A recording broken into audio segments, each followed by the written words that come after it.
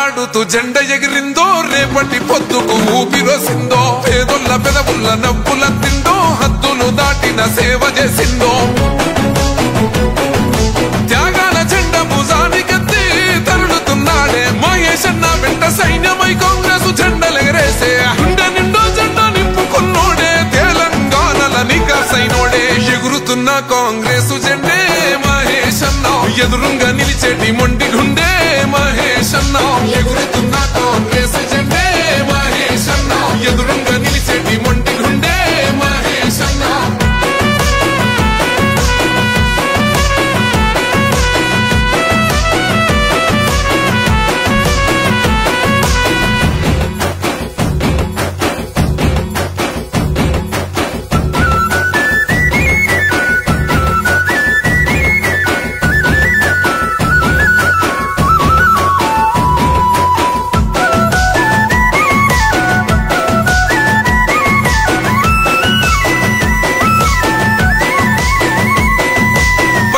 రాజీవ్ గాంధీని చూసిండు ప్రజలల్లా ఒక్కడిలా కలిసిపోయిండు నీతినే నిలువెత్తు నింపుకున్నాడు అహంకార కోటలెదరగొట్టాడు చిన్న భిన్నమైన చీకటింట కంటి చెమ్మ అన్న తొడిసేనంట వనసపడ్డోళ్లకు అయ్యే అన్నా కలబడతాడు ఎదురుంగేమి ఉన్నా కొల్లోల బతుకుల్ల కలలేర వేసంగా ఊళ్ళల్లో వెలిగిన సూర్యుడైనాడు హే ఎగురుతున్న కాంగ్రెస్ జెండే మహేశన్న ఎదురుంగా నిలిచేటి మొండి గుండె మహేశన్న ఎగురుతున్న కాంగ్రెస్ జెండే మహేశన్న ఎదురుంగా నిలిచేటి మొండి గుండె మహేశన్న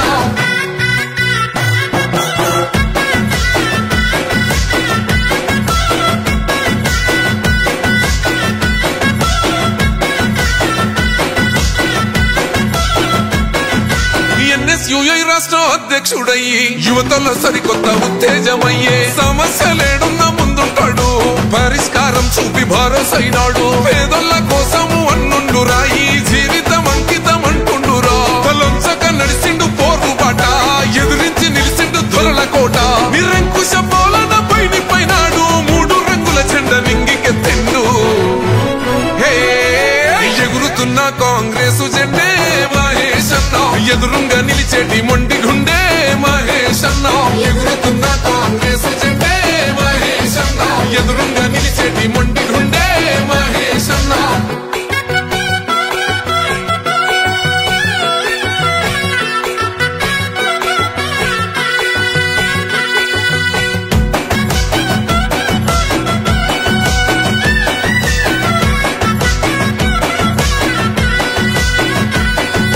సర్వాయి పాపన్న వారసుడు మెత్తని కత్తై బాధవా పిండు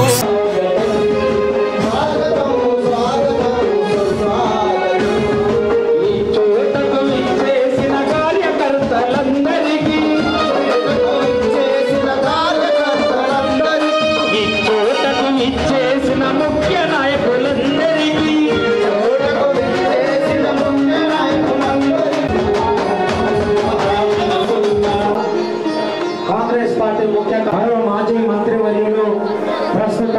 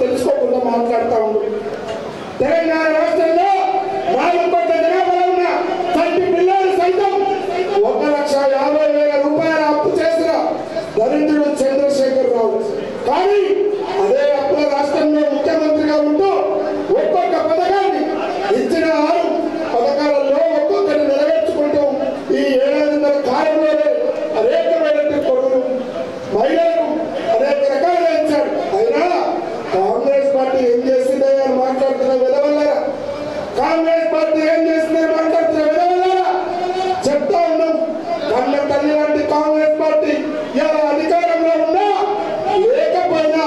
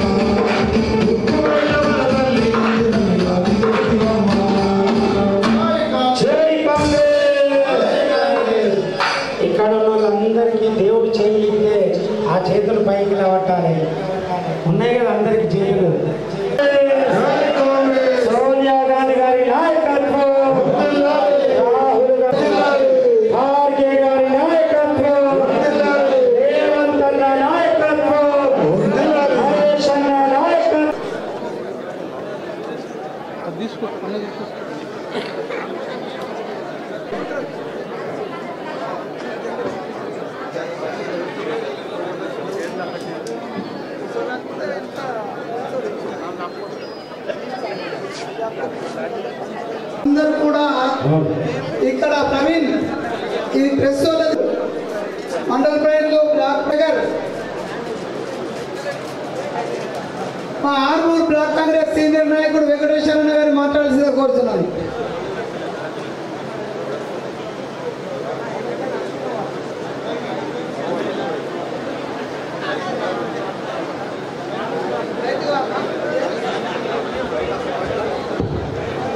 ఈ కార్యక్రమానికి సభాధ్యక్షులు వచ్చినటువంటి ప్రజాప్రతినిధులందరికీ నా హృదయపూర్వక నమస్కారాలు తెలియజేసుకుంటూ మనది నిన్ననే పాదయాత్ర బ్రహ్మాండంగా పాదయాత్ర సక్సెస్ అయింది కాబట్టి కాంగ్రెస్ అధికార మహాశైలకు మరియు అదేవిధంగా ఈ సభకు అధ్యక్షత వహిస్తున్నటువంటి మానవ మోహన్ రెడ్డి గారు మరియు ఇక్కడికి వచ్చినటువంటి కాంగ్రెస్ కార్యకర్తలకు అందరికీ ధన్యవాదాలు. నిన్న ఏదైతే పాదయాత్ర జరిగిందో దానికి అశేష జనవాహిని వచ్చి ఈ కార్యక్రమాన్ని దిగ్విజయంగా చేసి ఒక సక్సెస్ని చూపించినటువంటి ప్రతి కార్యకర్తకు ప్రజలకు నా యొక్క ధన్యవాదాలు చెప్పుకుంటూ ఈ కార్యక్రమానికి వచ్చినటువంటి ప్రతి కాంగ్రెస్ కార్యకర్తకు మరోసారి ధన్యవాదాలు తెలియజేస్తూ ముగిస్తాను. మండల అధ్యక్షుడు చిన్నారెడ్డి ఎక్కడున్నాడు? మోపాల్ మండల అధ్యక్షుడు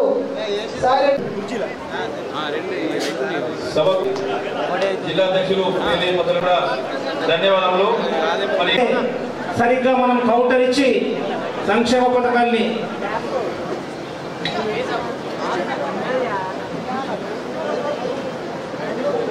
మన AICC in-charge madam Meenakshi Natarajan garu, స్థానిక శాసనసభ్యులు భూపతి రెడ్డి గారు, మన ప్రభుత్వ సలహాదారు పెద్దలు షబ్బీర్ అలీ గారు, అదేవిధంగా జీవన్ రెడ్డి అన్న గారు వేదికపైకి రావాల్సిందిగా కోరుతున్నాను.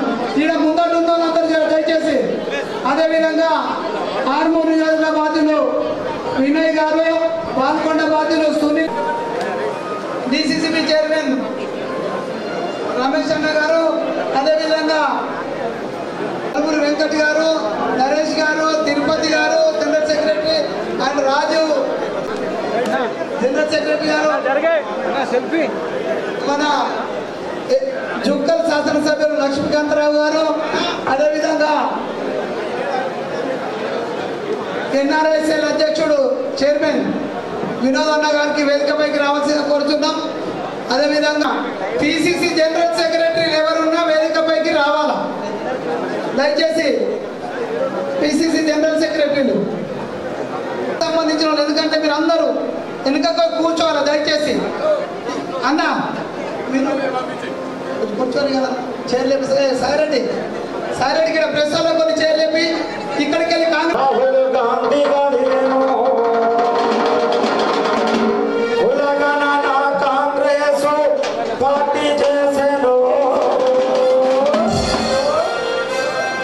రాజ్యాంగము రక్షించ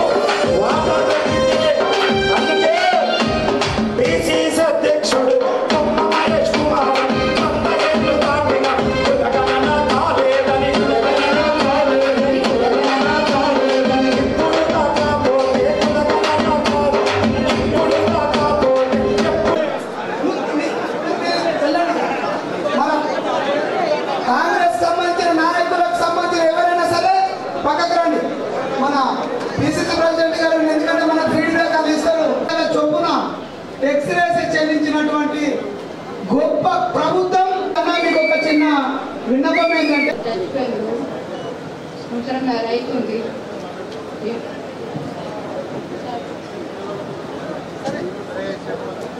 అయితే ఆ దేశంలో చచ్చిపోయిండు. నాకు 2 కొడుకులు, పొలం లేదు, ఏం లేదు. అన్నలాగా ఆదుకున్నాడు, మాకు 5 లక్షలు ఇచ్చిండు. మేనమామలాగా ఆదుకున్నాడు మాకు. సార్కు ఎంతో నమస్కారాలు. నాకు ఎంతో బాధ ఉండేది, కానీ మేము సార్తో మేము ఎంతో ఉన్నామమ్మా. మాకు ఏం మీద ఆధారం లేకుండా ఉన్నాం. ఇప్పుడైతే మా ఆయన మీద మస్తు ఉంది మాకు, కానీ మా సార్ నాకు తమ్ములాగా అన్నలాగా నాకు మస్తు ఆదుకున్నాడు. 5 లక్షలు చెప్పిండు, మాకు చెక్కించిండు 5 లక్షలని. మరి అరకులు రాజారావు అంటే అరకుల నుండి ప్రాతినిధ్యం వహిస్తున్నటువంటి వ్యక్తి.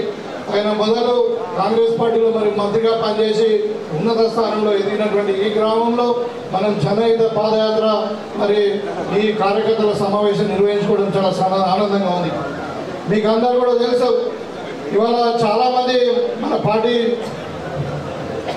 ప్రెసిడెంట్స్ కానీ బ్లాక్ కాంగ్రెస్ అధ్యక్షులు కానీ మీరందరూ కూడా చాలామంది మాట్లాడారు. మనము 18 నెలలలో చేసిన కార్యక్రమాలు చాలా ఉన్నాయి. మొట్టమొదటిగా ఉచిత బస్ సౌకర్యం, అది మామూలుగా కాదు. ఇవాళ వరకు దగ్గర 7,000 కోట్ల రూపాయలు ప్రభుత్వము ఆర్టీసీకి చెల్లించింది. 200 కోట్ల మంది మహిళలు ప్రయాణం చేసింది. చిన్న స్కీమ్ కాదు ఇది. అదేవిధంగా ఆరోగ్యశ్రీని 10 లక్షల వరకు పెంచడం, 5 లక్షల నుండి మరి దాంట్లో కొత్తగా రోగాలను కొన్ని బీమాలు ఉన్నటువంటి ఈ అంటే డిసీజెస్ను దాంట్లో యాడ్ చేయడం.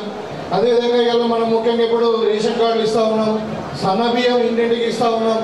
6 కిలోల సన్నబియ్యం ప్రతి వ్యక్తికి ఎంత ఖర్చైనా పర్వాలేదు, సన్నబియ్యాలు ఇవ్వాలన్నది మరి అదొక పేదల ఒక కళ ఉండే.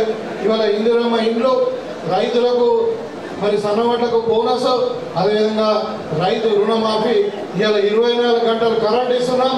మరి మంచి నాణ్యమైన విద్యుత్తు, నాణ్యమైన విత్తనాలు, నాణ్యమైన ఎరువులు ఇచ్చి మరి మార్కెట్ గ్యారంటీ ఇవ్వడం వల్ల మన జిల్లానే మొత్తం మీద రాష్ట్రంలో నంబర్ 1 రాష్ట్రంగా వరి ఉత్పత్తిలో తయారైంది. ఇవన్నీ మనం చెప్పుకోవాలా.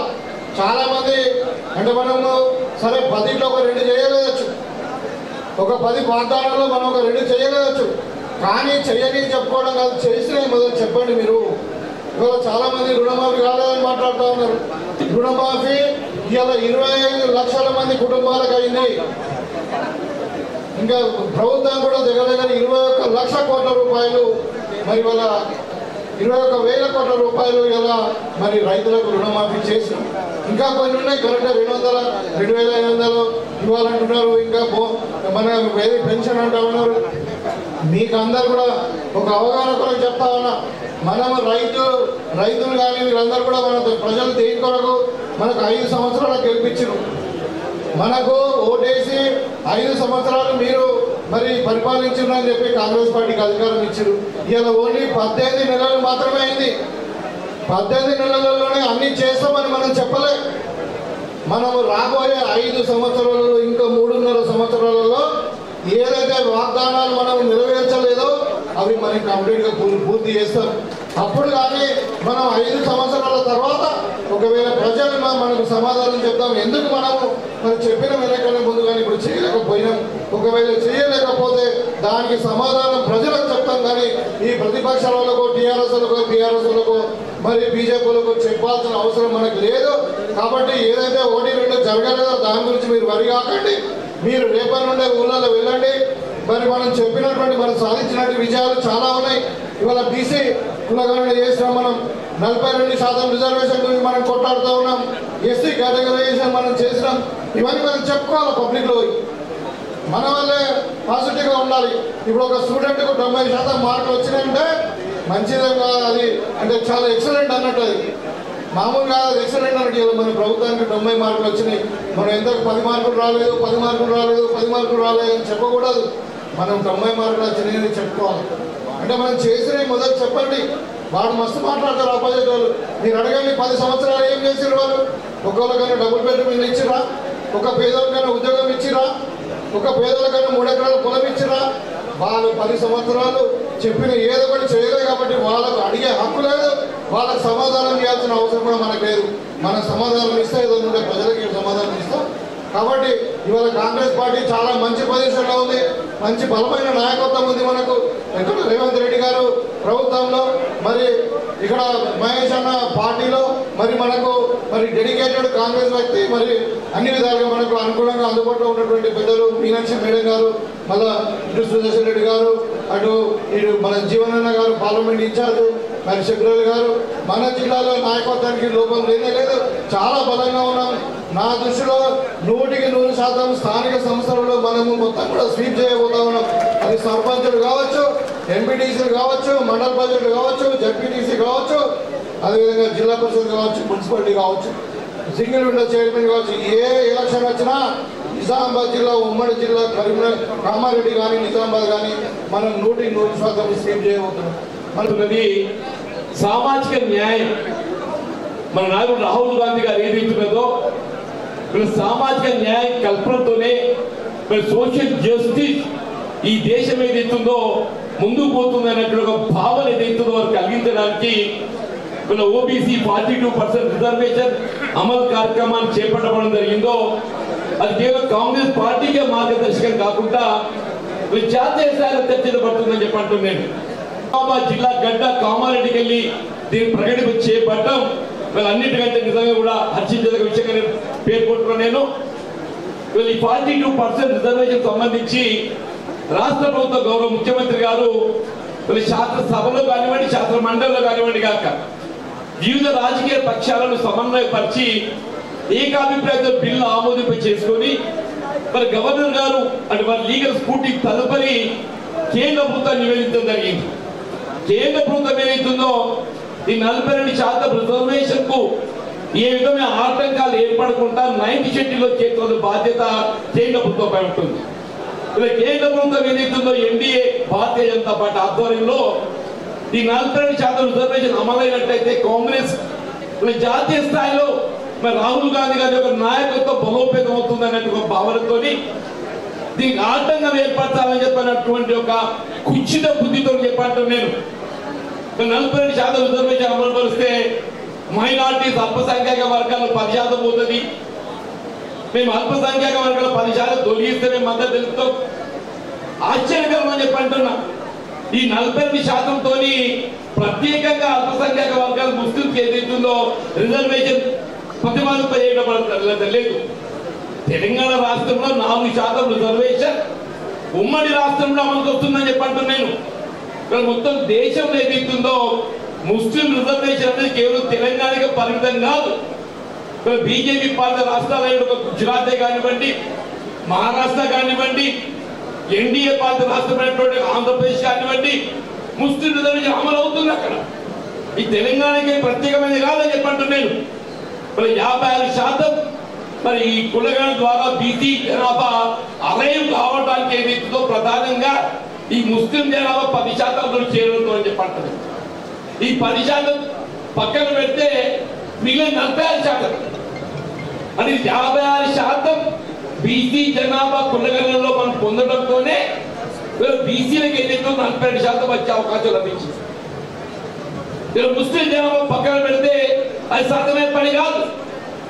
అట్లా ఇవాళ ఏదైతుందో బలహీన వర్గాలకు సంబంధించిన రిజర్వేషన్ 29% అమలు అవుతుంది.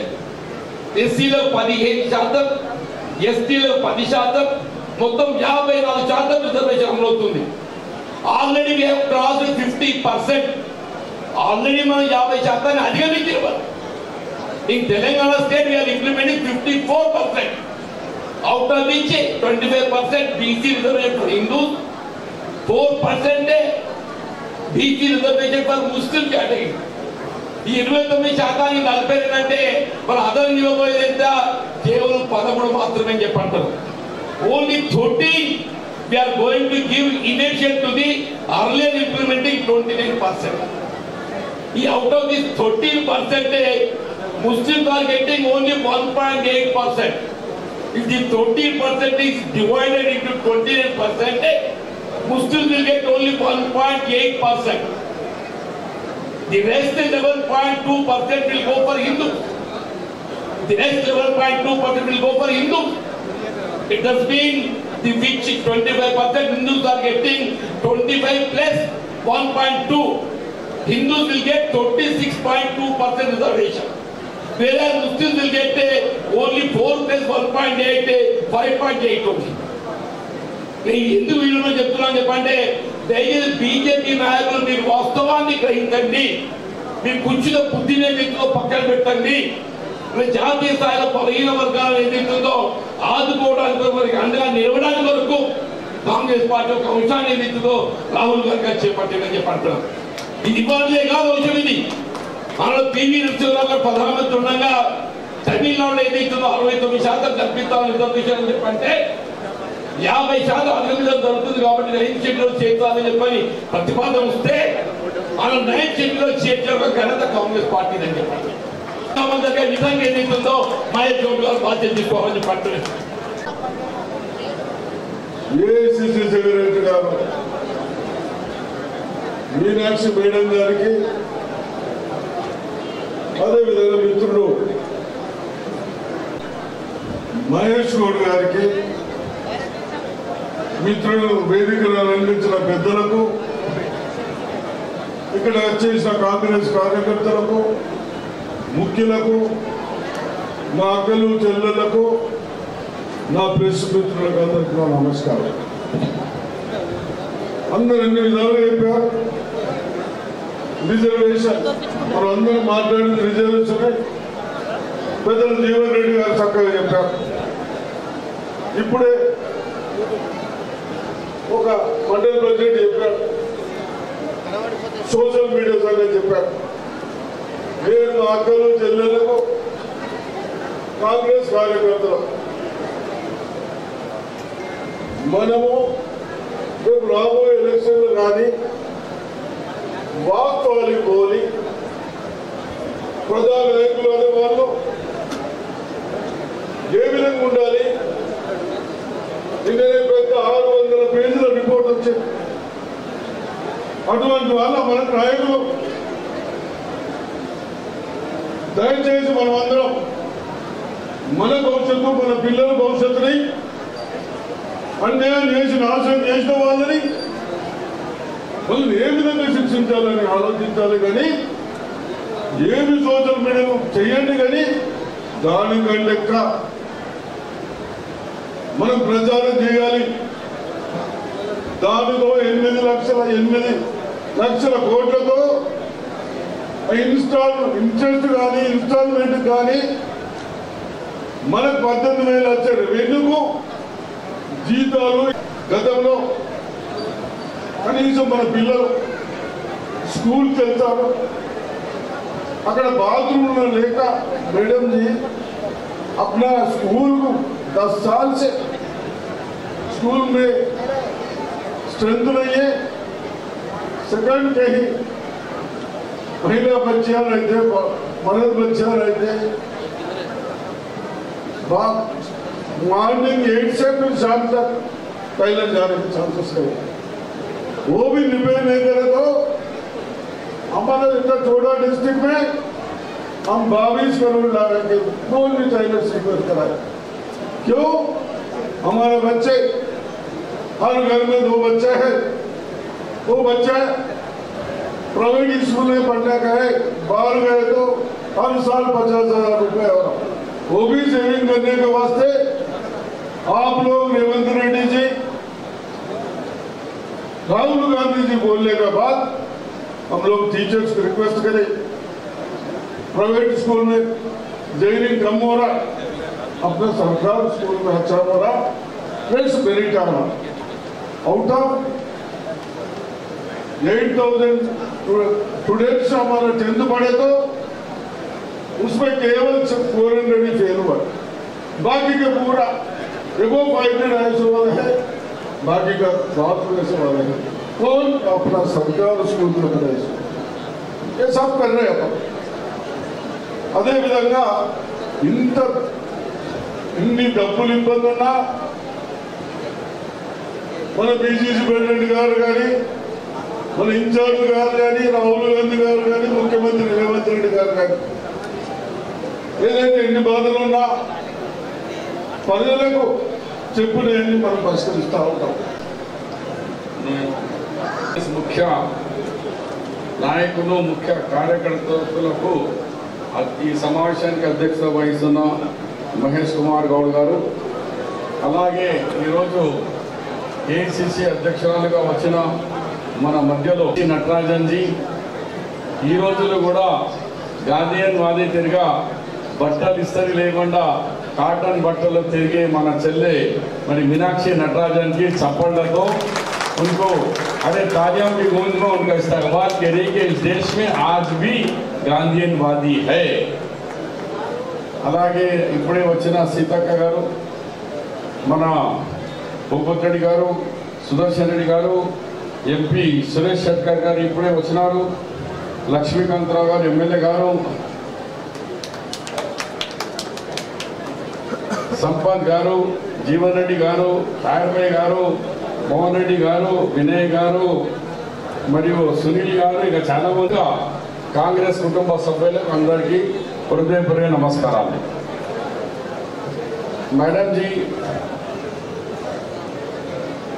हमारे मीनाक्षी नटराजन जी, हमारे पास अब पब्लिक एक कार्यकर्ताओं में फीलिंग है गवर्नमेंट తీసుకొచ్చేందుకు మేమైతే బాగా ప్రయత్నం చేసినాం।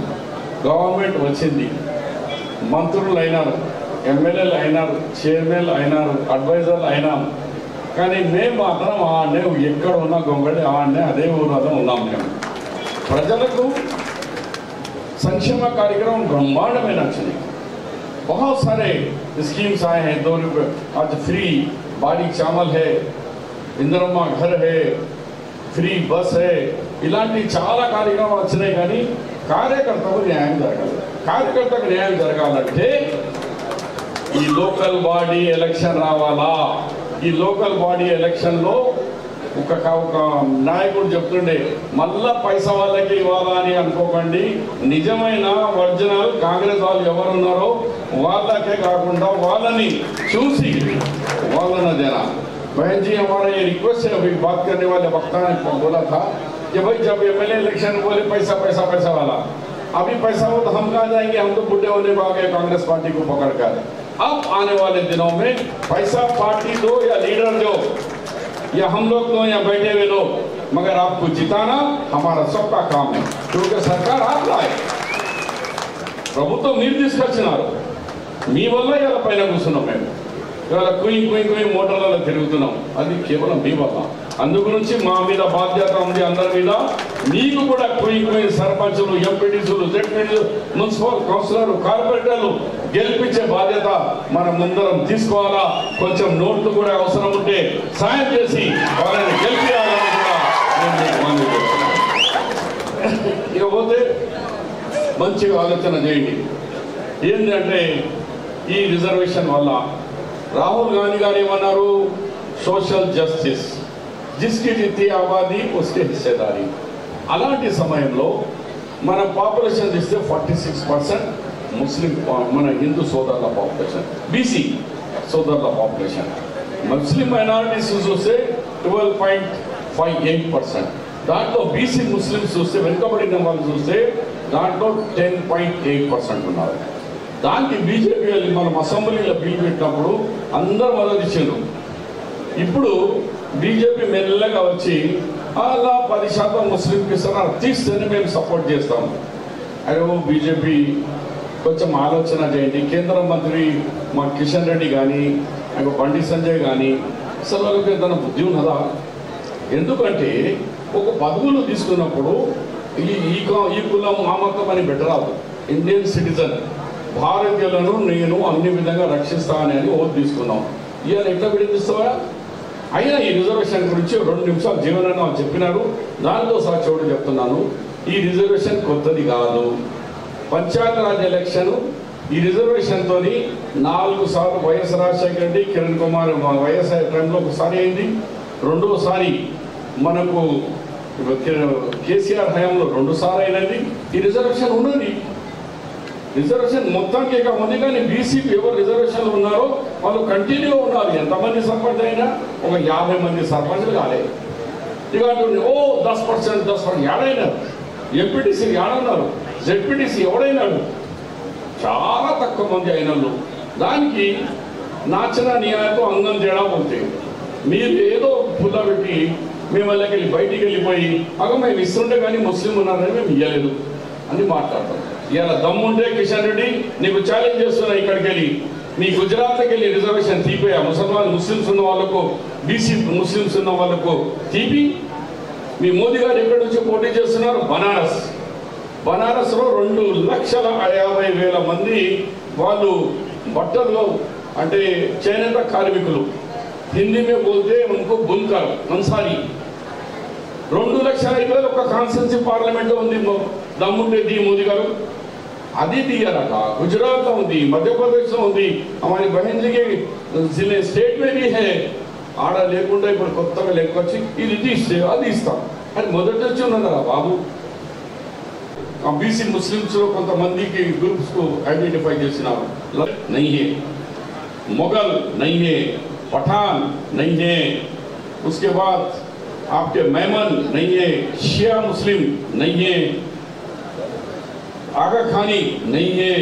అట్లా వందల చిన్న చిన్న క్యాస్టులు లేదు. ఎవరికి ఉంది? తుర్కా కాని ఉన్నాయి, ఇవన్నీ పాత ఉన్నాయి. భారతదేశంలో అయితే బున్కర్, ఖురైష్, అన్సారీ ఇది భారతదేశం సెంట్రల్ రిజర్వేషన్ లో వీళ్ళైతే బ్రిటిష్ కాలం నుంచి ఇండిపెండెంట్ రాకముందు నుంచి ఉన్నాయి. ఇది ఏం తెలుసుకోకుండా కేంద్ర మంత్రులు అయిపోయి ఏం అసలు మాట్లాడుతుంది. దయచేసి ఈ విషయంలో గుర్తించండి. వచ్చే రిజర్వేషన్ సక్సెస్ అవుతుంది. రిజర్వ్ ఎలక్షన్ తొందరగా వస్తుంది. హోల్ కాంగ్రెస్ పార్టీ మీ ఎంబడ నిలబడ్డాము. మీరు మాకు గెలిపించినారు, గవర్నమెంట్ తీసుకొచ్చినారు. ఇప్పుడు మా బాధ్యత ఉంది మీ అందరికి సపోర్ట్ చేసి రాజకీయంగా మీకు తీసుకొస్తాం ముందుకు అని చెప్తూ ధన్యవాదాలు. ఇన్ఛార్జ్ మరి మన మీనాక్షి నటరాజన్ గారికి స్వాగతం పలుకుతూ, దాంతోపాటు మంత్రివర్యులు మా నిజామాబాద్ ఉమ్మడి నిజామాబాద్ జిల్లా ఇన్ఛార్జ్ మంత్రివర్యులు మా పంచాయత్ రాజ్ శాఖ మంత్రులు ఇప్పుడే మా బాన్సోడలో ఎన్నో కార్యక్రమాలు తీసి మళ్ళీ ఇక్కడ రావడం జరిగింది మా సీతక్క గారికి. దాంతోపాటు మా సీనియర్ నాయకులు బోధన్ శాసనసభ్యులు సుదర్శన్ రెడ్డి గారికి, ముఖ్య కార్యకర్తలు మీకు అందరికీ నమస్కారం. మరి చాలా సమయం అతీతమైంది, ఎక్కువ మాట్లాడకుండా నేను విజ్ఞప్తి చేస్తా ఉన్నాను. ఇప్పుడే శబీరన్న గారు చెప్పినట్టు ఈ వచ్చే స్థానిక సంస్థలు మీ ఎన్నికల కోసం మేమందరం కూడా ఒక్కటే, అంటే మా కార్యకర్తల నాయకుల ఎన్నికలు స్థానిక సంస్థలు, మరి గత శాసనసభ ఎన్నికల్లో మరి పార్లమెంట్ ఎన్నికల్లో కొంచెం మనం నిజామాబాద్ జిల్లాలో వెనుకబడి ఉన్నాం. కానీ స్థానిక సంస్థల ఎన్నికల్లో మనం అందరం కూడా ఒకటే మరి మంచి రిజల్ట్ తేవాలనేది మా కోరిక. ఎందుకంటే దక్షిణ తెలంగాణ, ఉత్తర తెలంగాణలో కొంచెం మనం తెలుసు బీజేపీ ఎంత ప్రభావం ఉందో, దానివల్ల చాలా మంది ఇబ్బందికర పరిస్థితులు ఎదుర్కొంటున్నాం. కానీ ఇప్పుడు మనం అధికారంలో వచ్చిన తర్వాత కాంగ్రెస్ పాలనలో మా ముఖ్యమంత్రి రేవంత్ రెడ్డి గారు చేసే కార్యక్రమాలను ప్రజలు తీసుకోవాల్సిన అవసరం ఉన్నది. ఎన్నో కార్యక్రమాలు మనం చేస్తూ ఉన్నాం. ఈరోజు దాంట్లో సన్న బియ్యం ఇస్తా ఉన్నాం ఉచితంగా, మరి మహిళలకు బస్సు ఉచితంగా ఇస్తా ఉన్నాం, మరి రైతు బంధు కూడా ఇవ్వడం జరిగింది, రుణమాఫీ చేయడం జరిగింది, మరి కొత్త రేషన్ కార్డు ఇవ్వడం జరిగింది. మరి ఏ విషయమైనా కానీ అన్ని విషయాల్లో మరి ఇద్దరం ఇండ్లు కూడా మనం 5 లక్షల ఇండ్లు, మన నియోజకవర్గం 3,500 ఇండ్లు ఇస్తున్నాం. మరి అన్ని విషయాల్లో ఈరోజు కాంగ్రెస్ పార్టీ సంక్షేమ కార్యక్రమాలతో ముందుకు పోతా ఉంది. ఈ సంక్షేమ కార్యక్రమాలను మన ప్రజలకు వివరించాలంటే ప్రత్యేకంగా నేను విజ్ఞప్తి చేస్తాను. మా పిసిసి అధ్యక్షుడు సంగారెడ్డి సమావేశంలో చెప్పడం జరిగింది. మనం చేసే కార్యక్రమాలు ప్రజలకు వెళ్ళాలంటే ఏ గ్రామానికి మనం ఎంత కార్యకర్తల సమావేశానికి మరి అధ్యక్షత వహిస్తున్నటువంటి గౌరవ జిల్లా అధ్యక్షుడు మోహన్ రెడ్డి గారికి, మరి మన రాష్ట్ర ఇన్ఛార్జిగా వ్యవహరిస్తున్నటువంటి గౌరవనీయులు సోదరిమణి మీనాక్షి నటరాజన్ గారికి, మన రాష్ట్ర అధ్యక్షులు మీ నిజామాబాద్ జిల్లా ముద్దుబిడ్డ మహేష్ అన్న గారికి, పెద్దలు గౌరవనీయులు మన ఎమ్మెల్యే మాజీ మంత్రివర్యులు సుదర్శన్ రెడ్డి గారికి, పెద్దలు గౌరవనీయులు గవర్నమెంట్ అడ్వైజర్గా ఉన్నటువంటి షబీర్ అలీ సార్ గారికి, అదేవిధంగా మన ఎంపీ గారు సురేష్ శెట్కర్ గారికి, మన సీనియర్ నాయకులు జీవన్ రెడ్డి అన్న గారికి, అదేవిధంగా ఇన్ఛార్జిగా వచ్చినటువంటి వెంకట్, అదేవిధంగా ఇతర సోదరులకు అందరికీ, మరియు లక్ష్మీకాంతారావు గారు ఎమ్మెల్యే, భూపతి రెడ్డి గారు ఎమ్మెల్యే, మరి ఏఐసిసి నుంచి వచ్చినటువంటి సంపదన్న గారికి, యజమంతుల్లా గారికి, వేదిక మీద ఉన్నటువంటి పెద్దలందరికీ, మాజీ ఎమ్మెల్సీలు, ఎమ్మెల్యేలు, కార్పొరేషన్ చైర్మన్లు, మహిళా సోదరిమణులు, పత్రికా మీడియా సోదరులు, మీకు కూడా దాదాపుగా 11 o'clock నుంచి ఈ యొక్క ప్రోగ్రాం ఉంది, లేట్ అయిపోయింది. పేరు పేరున ప్రతి ఒక్కరికి కూడా నమస్కారాలు. పత్రికా, పోలీస్ అందరికీ కూడా. ముఖ్యంగా నాయకులకు ఒకటే చెప్పదలుచుకున్నాం. నాయకులు అంటే సేవకులు. పొలిటీషియన్ అనేది మరి డామినేషన్ కాదు, డిక్టేటర్షిప్ కాదు, లేదా ఇంకోటి ఏదో కాదు, సేవా కార్యక్రమం. ఆ సేవను ఈరోజు మరి పాదయాత్ర రూపంలో ప్రతి గుండె, నీకు నచ్చని వ్యక్తులు, నాకు నచ్చని వ్యక్తులు కాదు, సమాజానికి నచ్చటోళ్ళందరినీ మనం చేర్చుకోవాలి, దగ్గర తీసుకోవాలి, నాయకత్వంలో కలుపుకోవాలి. నాయకుడు అనే వాళ్ళు మండల స్థాయి నాయకుడు కావచ్చు, గ్రామ స్థాయి నాయకుడు కావచ్చు, జిల్లా నాయకుడు కావచ్చు. గ్రూప్ లీడర్లుగా ఉండకండి, గుడ్ లీడర్స్గా ఉండండి. అందరూ మీ దగ్గర మీ నాయకత్వానికి సపోర్ట్ దొరుకుతుంది. నేను 3కే నాయకుని, నేను 4కే నాయకుని, ఎవరిని కలుపుకోపోను, నాకు ఎవరు వద్దు అంటే వాళ్ళు ఇంకో గ్రూప్ కడతారు, మీకు ఈక్వల్గా నాయకులు అవుతారు. మీరు నాయకుడు మనం అందరం కూడా ప్రజాసేవకులుగా ఉందాం. గాంధీ ఐడియాలజీ మరి ఇన్ని సంవత్సరాలైనా కూడా చెక్కు చెదరకుండా ముందటికి వెళ్తుంది. రాహుల్ గాంధీ గారి ఆధ్వర్యంలో, ఖర్గే గారి ఆధ్వర్యంలో మనం కూడా రాజకీయాలంటే ఎంతో ఓపికతోటి, మంచి వాళ్ళు ఉంటారు, చెడ్డ వాళ్ళు ఉంటారు, నచ్చని వాళ్ళు ఉంటారు, నచ్చిన వాళ్ళు ఉంటారు. కానీ ప్రజలకు నచ్చే వాళ్ళను మనం ఎంకరేజ్ చేయడం మన బాధ్యత. ప్రజలకు నచ్చే వాళ్ళను, ప్రజలు మెచ్చే వాళ్ళను మనం నాయకులుగా తయారు చేయడం అనేది మన భుజస్కంధాల మీద ఉంది.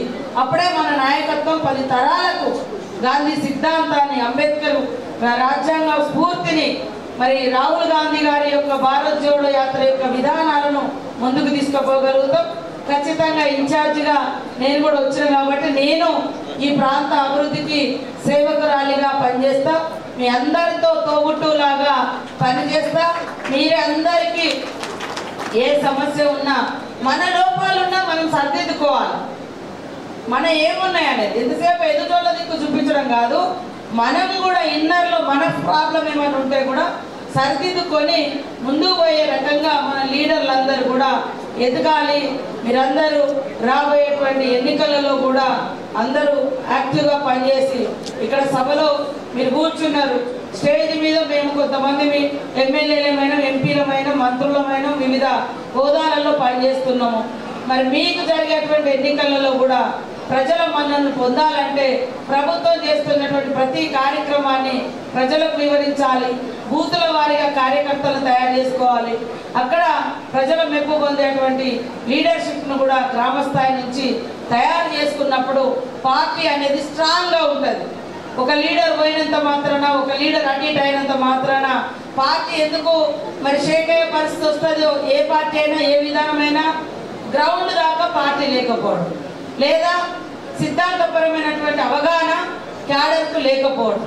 కాబట్టి ఈరోజు మీనాక్షి మేడం గారు సేవాగ్రామంలో మన ప్రతి కార్యకర్తకు 6 నెలలకు 3 నెలలకు ఒక ట్రైనింగ్ సెంటర్ నడుపుతా ఉంది.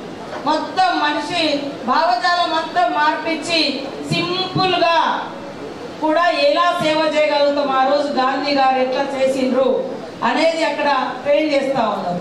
సో మన సిద్ధాంతము ప్రజల సిద్ధాంతం, మన ఆలోచన విధానం ప్రజల ఆలోచన విధానం. ఏ చేసినా ప్రజల కోసం, సమాజం కోసం, సమాజ అభివృద్ధి కోసం.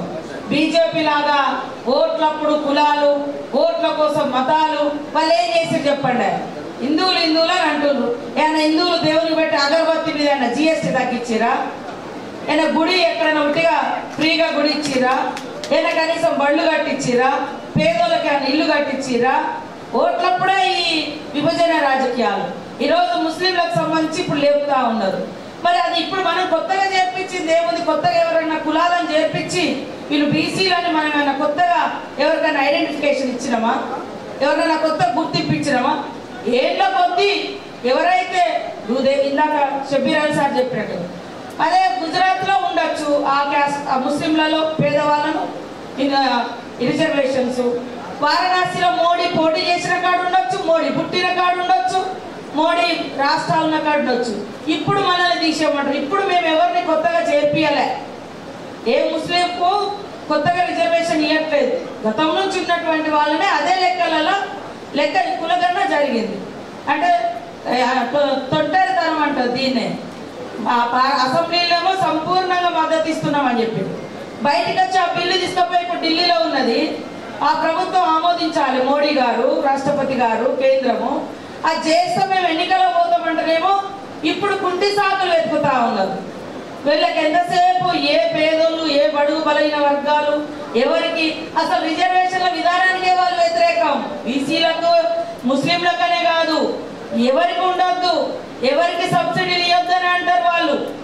అందుకనే ఏది కూడా ఇప్పటికన్నా బీజేపీ ప్రభుత్వం నుంచి ఒక్క స్కీమ్ అయినా ఏదైనా సన్నబియ్యం ఇచ్చిరా, కరెంటు ఫ్రీ ఇచ్చిరా, ఇల్లులు ఇచ్చిరా, గుళ్ళు కట్టించిరా, బడి కట్టించిరా, యూనివర్సిటీ ఇచ్చిరా, ఏమి ఇచ్చిరు వాళ్ళు?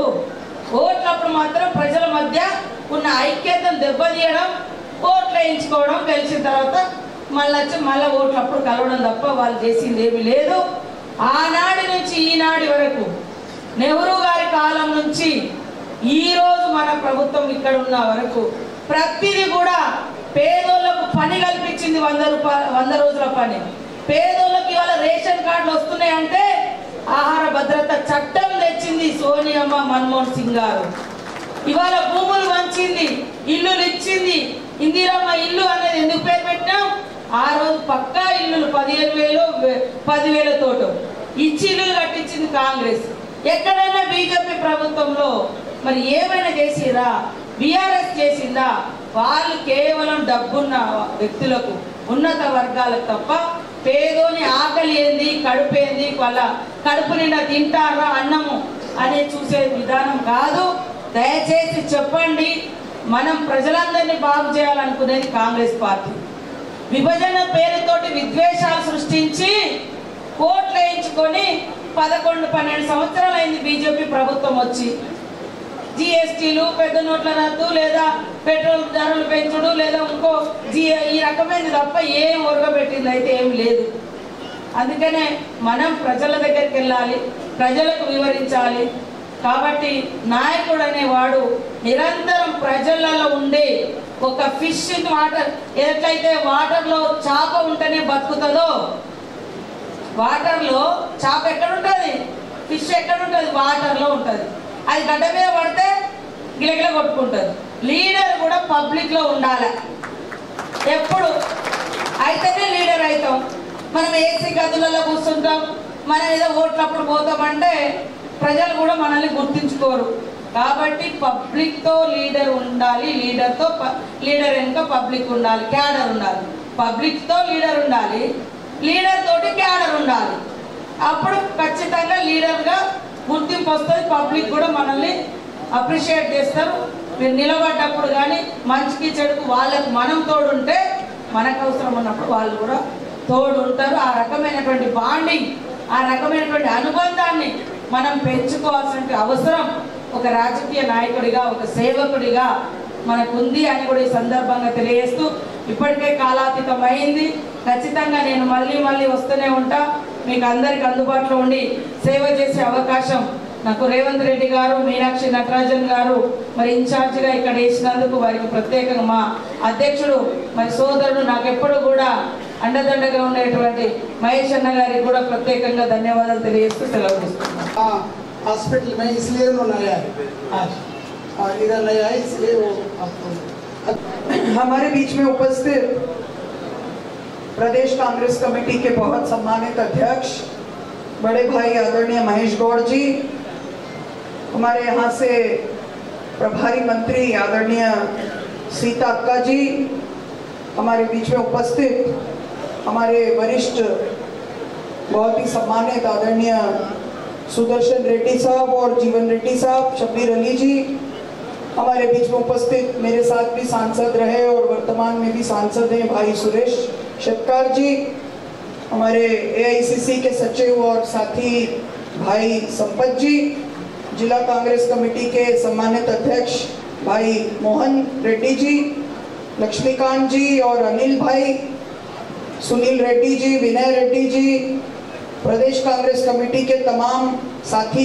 पदाधिकारीगण, अजमत भाई, वेंकट जी, राजीव जी, नरेश भाई, भूपत रेड्डी जी हमारे विधायक और हमारे साथी रहे, मेरे साथ 2022 के पदयात्रा में भी साथ में चले और हमारे तमाम बहुत सारे साथीगण उसमें रहे।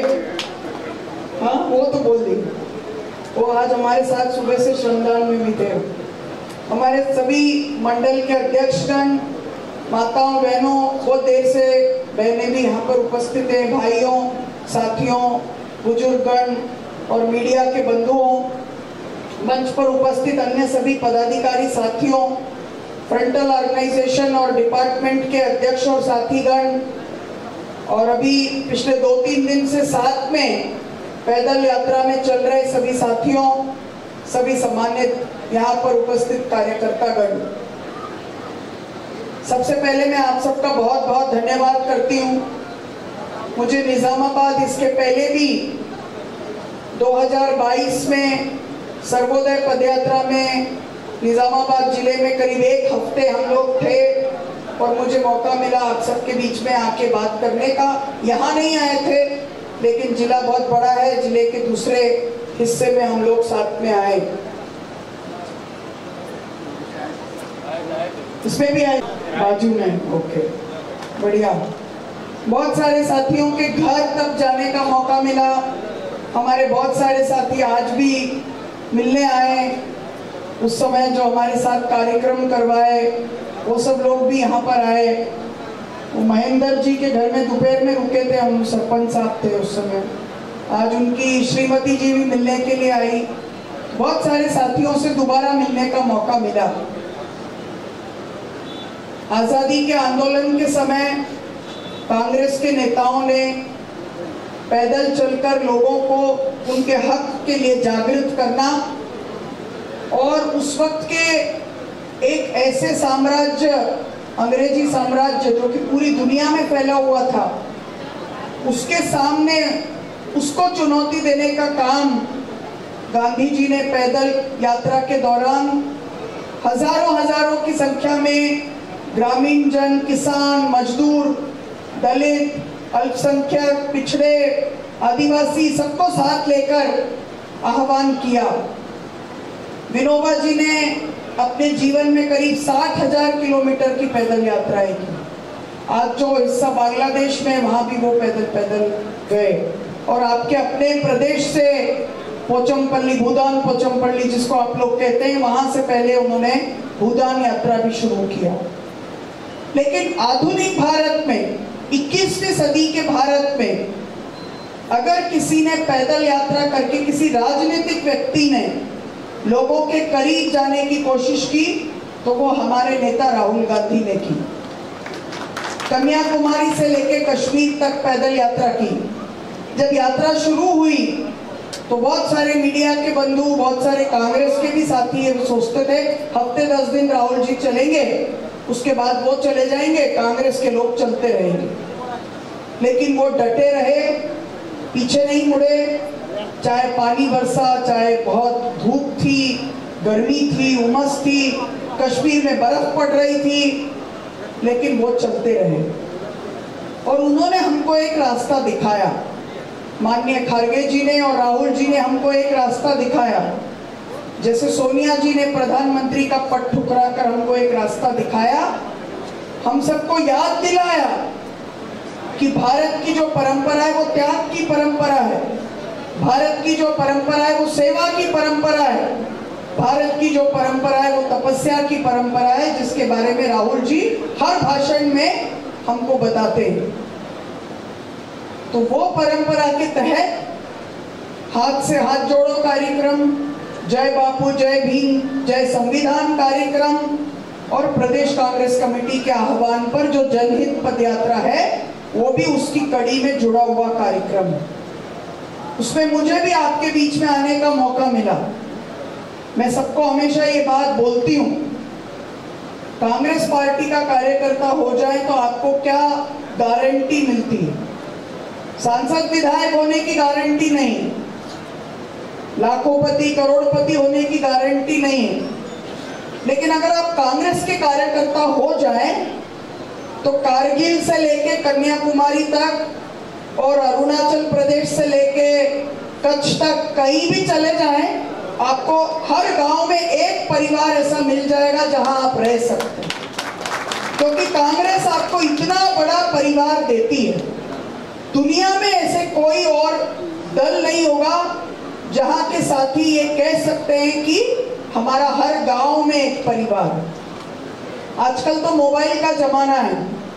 जब मैंने अपना राजनीति शुरू किया था NSUI में, तो कोई मोबाइल फोन वोन होता नहीं था, लेकिन मन में विश्वास रहता था कि कहीं भी चले जाएं क्या हो जाएगा, कोई ना कोई तो कांग्रेस का मिल ही जाएगा। और यही विश्वास हम लोगों को आपसे जोड़ता है, वरना मेरा तेलंगाना में आने का क्या कारण हो सकता है। मैं तो आपकी भाषा भी पूरी तरह से समझती नहीं हूँ, आप भी पूरी हिंदी समझते नहीं होंगे क्योंकि आपकी भाषा तेलुगु भाषा है, लेकिन आपको और हमको जो जोड़ती है, वो जो प्यार की भाषा है, वो हमको कांग्रेस ने सिखाया है, कांग्रेस के फलसफे ने सिखाया है।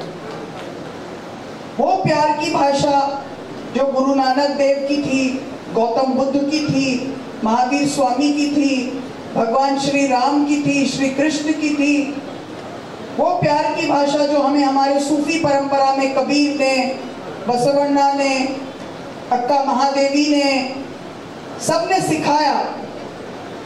जो संत सेवालाल की पूजा यहाँ पर होती है, लंबाड़ा समाज के लोग उनको मानते हैं, उन्होंने सिखाया। वो जो प्यार की भाषा है, वही विरासत कांग्रेस की विरासत। तो अभी पूरे देश में 2 मॉडल चल रहे हैं। राहुल गांधी जहां भी जाते हैं वो तेलंगाना मॉडल की बात करते हैं। वो तेलंगाना मॉडल क्या है? वो प्यार की नींव पर खड़ा मॉडल है कि हम अपने देश के लोगों की गिनती करके देखें कि वो समाज जो 2,500-3 हजार साल से पीछे थे, उनको हम आगे कैसे लाएं। डॉक्टर हमारी नब्ज पकड़े बगैर बता नहीं सकता कि क्या बीमारी, और नब्ज पकड़ना पुरानी बात थी, अभी तो स्कैन करते हैं, एक्सरे निकालते हैं। ये जो तेलंगाना जाति जनगणना हुई है, वो साइंटिफिक तरीके से 88 करोड़ पेपर लेके आपका और हमारा प्रदेश का एक्सरे हुआ है कि कौन कितना पीछे है, किसको हमको आगे लेकर जाना है। ये क्या मॉडल है? ये प्यार का और जोड़ने का मॉडल है कि इस देश में जो अंतिम पंक्ति में खड़े लोग हैं, उनके आंख का आंसू हमको पोंछना है। उसको सर्वोदय बोलते हैं, उसको गांधी जी ने अपना जंतर बताया। ये मॉडल चल रहा है। दूसरा मॉडल क्या मॉडल है? अभी जो हम बिहार में देख रहे हैं, चुनाव आयोग ने एक एक्सरसाइज कराया, उसके अंतर्गत बिहार के वाजिब नागरिक और वोटर ऐसे 65 लाख लोगों को वोट डालने के अधिकार से ही महरूम कर दिया। ये तोड़ने का मॉडल है, नफरत का मॉडल है, इंसान को इंसान से बांटने का मॉडल है, बुलडोजर का मॉडल है। और इस मॉडल के सामने जो तेलंगाना का सबको जोड़ने का मॉडल है, सामाजिक न्याय का मॉडल है, उसको लेकर हम पूरे देश में कैसे जाएं, इसके लिए हम लोग जंतर मंतर जा रहे हैं। 42% रिजर्वेशन पाना हमारा मकसद है, लेकिन देश की राजधानी में जाकर पूरे दुनिया को ये बताना कि भारत देश में एक तरफ अगर तोड़ने का मॉडल चल रहा है, तो राहुल जी के नेतृत्व में हमारे माननीय मुख्यमंत्री रेवंत रेड्डी जी और हमारे प्रदेश कांग्रेस अध्यक्ष महेश गौड़ जी के नेतृत्व में एक जोड़ने का मॉडल भी चल रहा है। वो तेलंगाना मॉडल है, जहां हम चाहते हैं हर एक इंसान को इंसान होने का हक मिले। वरना और कौन सा प्रदेश होगा जहां पर गल्फ में जो लोग काम करते हुए चले गए, उनके भी न्याय के बारे में सोचा जाए। किसी दूसरे प्रदेश में ये नहीं हो रहा है। यूपी और बिहार से सबसे ज्यादा लोग बाहर देश में छोटा मोटा काम करने के लिए जाते हैं, वहां ये योजना नहीं है। तो पूरी दुनिया में संदेश देने के लिए हम नई दिल्ली जा रहे हैं 5, 6 और 7 तारीख को, इसलिए कि देश के नागरिकों को अब चुनाव करना पड़ेगा कि वो कौन से मॉडल के साथ चलना चाहते हैं, क्योंकि देश में अगर लोकतंत्र को मजबूत करना है तो तेलंगाना मॉडल अपनाना पड़ेगा। सबको जोड़ने का मॉडल, न्याय का मॉडल, हक का मॉडल, समता का मॉडल, बाबा साहेब ने जो मॉडल बनाया संविधान का वो मॉडल, पेरियार और नारायण गुरु ने हमको जो मॉडल सिखाया वो मॉडल, जो बापू ने सिखाया वो मॉडल, संविधान के सपनों के भारत का मॉडल, 21वीं सदी का जो राजीव जी का संकल्प था वो मॉडल। और दूसरा मॉडल जो नागपुर से निकलता है आरएसएस के मुख्यालय से, कि देश के नागरिक को नागरिक ही मत समझो, गरीब लोगों को बार बार परेशान करके उनसे कागज निकलवाओ और उनको नागरिक भी मत रहने दो। वो नागरिक ही नहीं होंगे तो सामाजिक न्याय नहीं, नागरिक ही नहीं होंगे तो उनका आर्थिक लाभ नहीं होगा, आर्थिक उनका सशक्तिकरण नहीं होगा। नागरिक ही नहीं रहेंगे, वोट ही उनके हिसाब से नहीं पड़ेगा, तो कल से उनको किसी भी प्रकार का कुछ भी राजनीतिक, सामाजिक, आर्थिक प्रतिनिधित्व नहीं मिलेगा। यहाँ दूसरी तरफ तेलंगाना मॉडल में हम ये चाहते हैं कि उनको राजनीतिक प्रतिनिधित्व ओबीसी को 42% मिले। वहां वो चाहते हैं कि जो प्रतिनिधित्व है वो भी कटे। तो ये हमको संदेश देने के लिए हम जा रहे हैं कि देश को पता चले कि इस देश में सिर्फ तोड़ने वालों की राजनीति नहीं है, जोड़ने वालों की और समावेश की राजनीति भी है। और वो राजनीति राजीव जी के बाद राहुल गांधी जी जिस तरह से सोनिया जी और मनमोहन सिंह जी ने किया वो कर रहे हैं। राहुल जी ने ओबीसी का महाअधिवेशन हुआ दिल्ली में, उसमें एक बात की, उसके साथ मैं अपनी बात खत्म करूंगी। उन्होंने कहा कि आज का जो दौर है वो डेटा का दौर है। डेटा मतलब क्या? सूचना। और यही बात आदरणीय प्रदेश कांग्रेस के अध्यक्ष ने माना कि गांव-गांव में अगर हमारी पंचायत की इकाई बनी, मंडल का यूनिट बना, तो वो जो डेटा है वो कांग्रेस को मजबूत करेगा। और इस डेटा की शक्ति को सबसे पहले इस देश में किसने पहचाना? राजीव जी ने पहचाना। ये जो आज हम सब सेल्फी ले रहे हैं, 80 के दशक में उन्होंने सूचना की क्रांति लेकर नहीं आए होते तो ना तो कंप्यूटर होता, ना तो हमारे हाथ में फोन होता, ना तो हम सेल्फी खिंचवाते। वो इसलिए किया कि सूचनाओं पर अधिकार केवल एक वर्ग का नहीं होना चाहिए, हम सबके पास होना चाहिए। तो ये एक नए राजनीतिक दशक की शुरुआत है। तेलंगाना बहुत खास है इस वक्त। पूरी दुनिया की नजर तेलंगाना पर है, सिर्फ देश की नहीं। जब पूरे दुनिया में हर देश दूसरे देश से अभी लड़ रहा है तो तेलंगाना पर सबकी नजर है कि हम कैसा मॉडल लेकर आएंगे जिसमें हर एक व्यक्ति का डेटा है, जिसके आधार पर हम उसके पिछड़ेपन को दूर करने की कोशिश करेंगे, योजनाएं लेकर आएंगे। और ये कांग्रेस के मुख्यमंत्री, कांग्रेस की कैबिनेट, कांग्रेस के प्रदेश के अध्यक्ष और नेता और हमारे तमाम एमएलए साथीगण और हमारे हजारों की संख्या में कार्यकर्ता बंधुओं ने किया। उसमें मुझे आपके बीच में यात्रा में आने का मौका मिला। मुझे आपके साथ आकर बहुत अच्छा लगा। बहुत बहुत धन्यवाद। जय हिंद, जय भारत। సభాధ్యక్షులు మోహన్ రెడ్డి గారు, ఏఐసిసి ఇన్ఛార్జ్ సోదరిమణి మీనాక్షి గారు, ఇన్ఛార్జ్ మంత్రివర్యులు సోదరిమణి సీతక్క గారు, పెద్దలు గౌరవనీయులు, నిన్న జన్మదినోత్సవం జరుపుకున్నటువంటి పూజ్యులు సుదర్శన్ రెడ్డి గారు, వారికి అన్ని ఉన్నాయి, కుబేరుడు,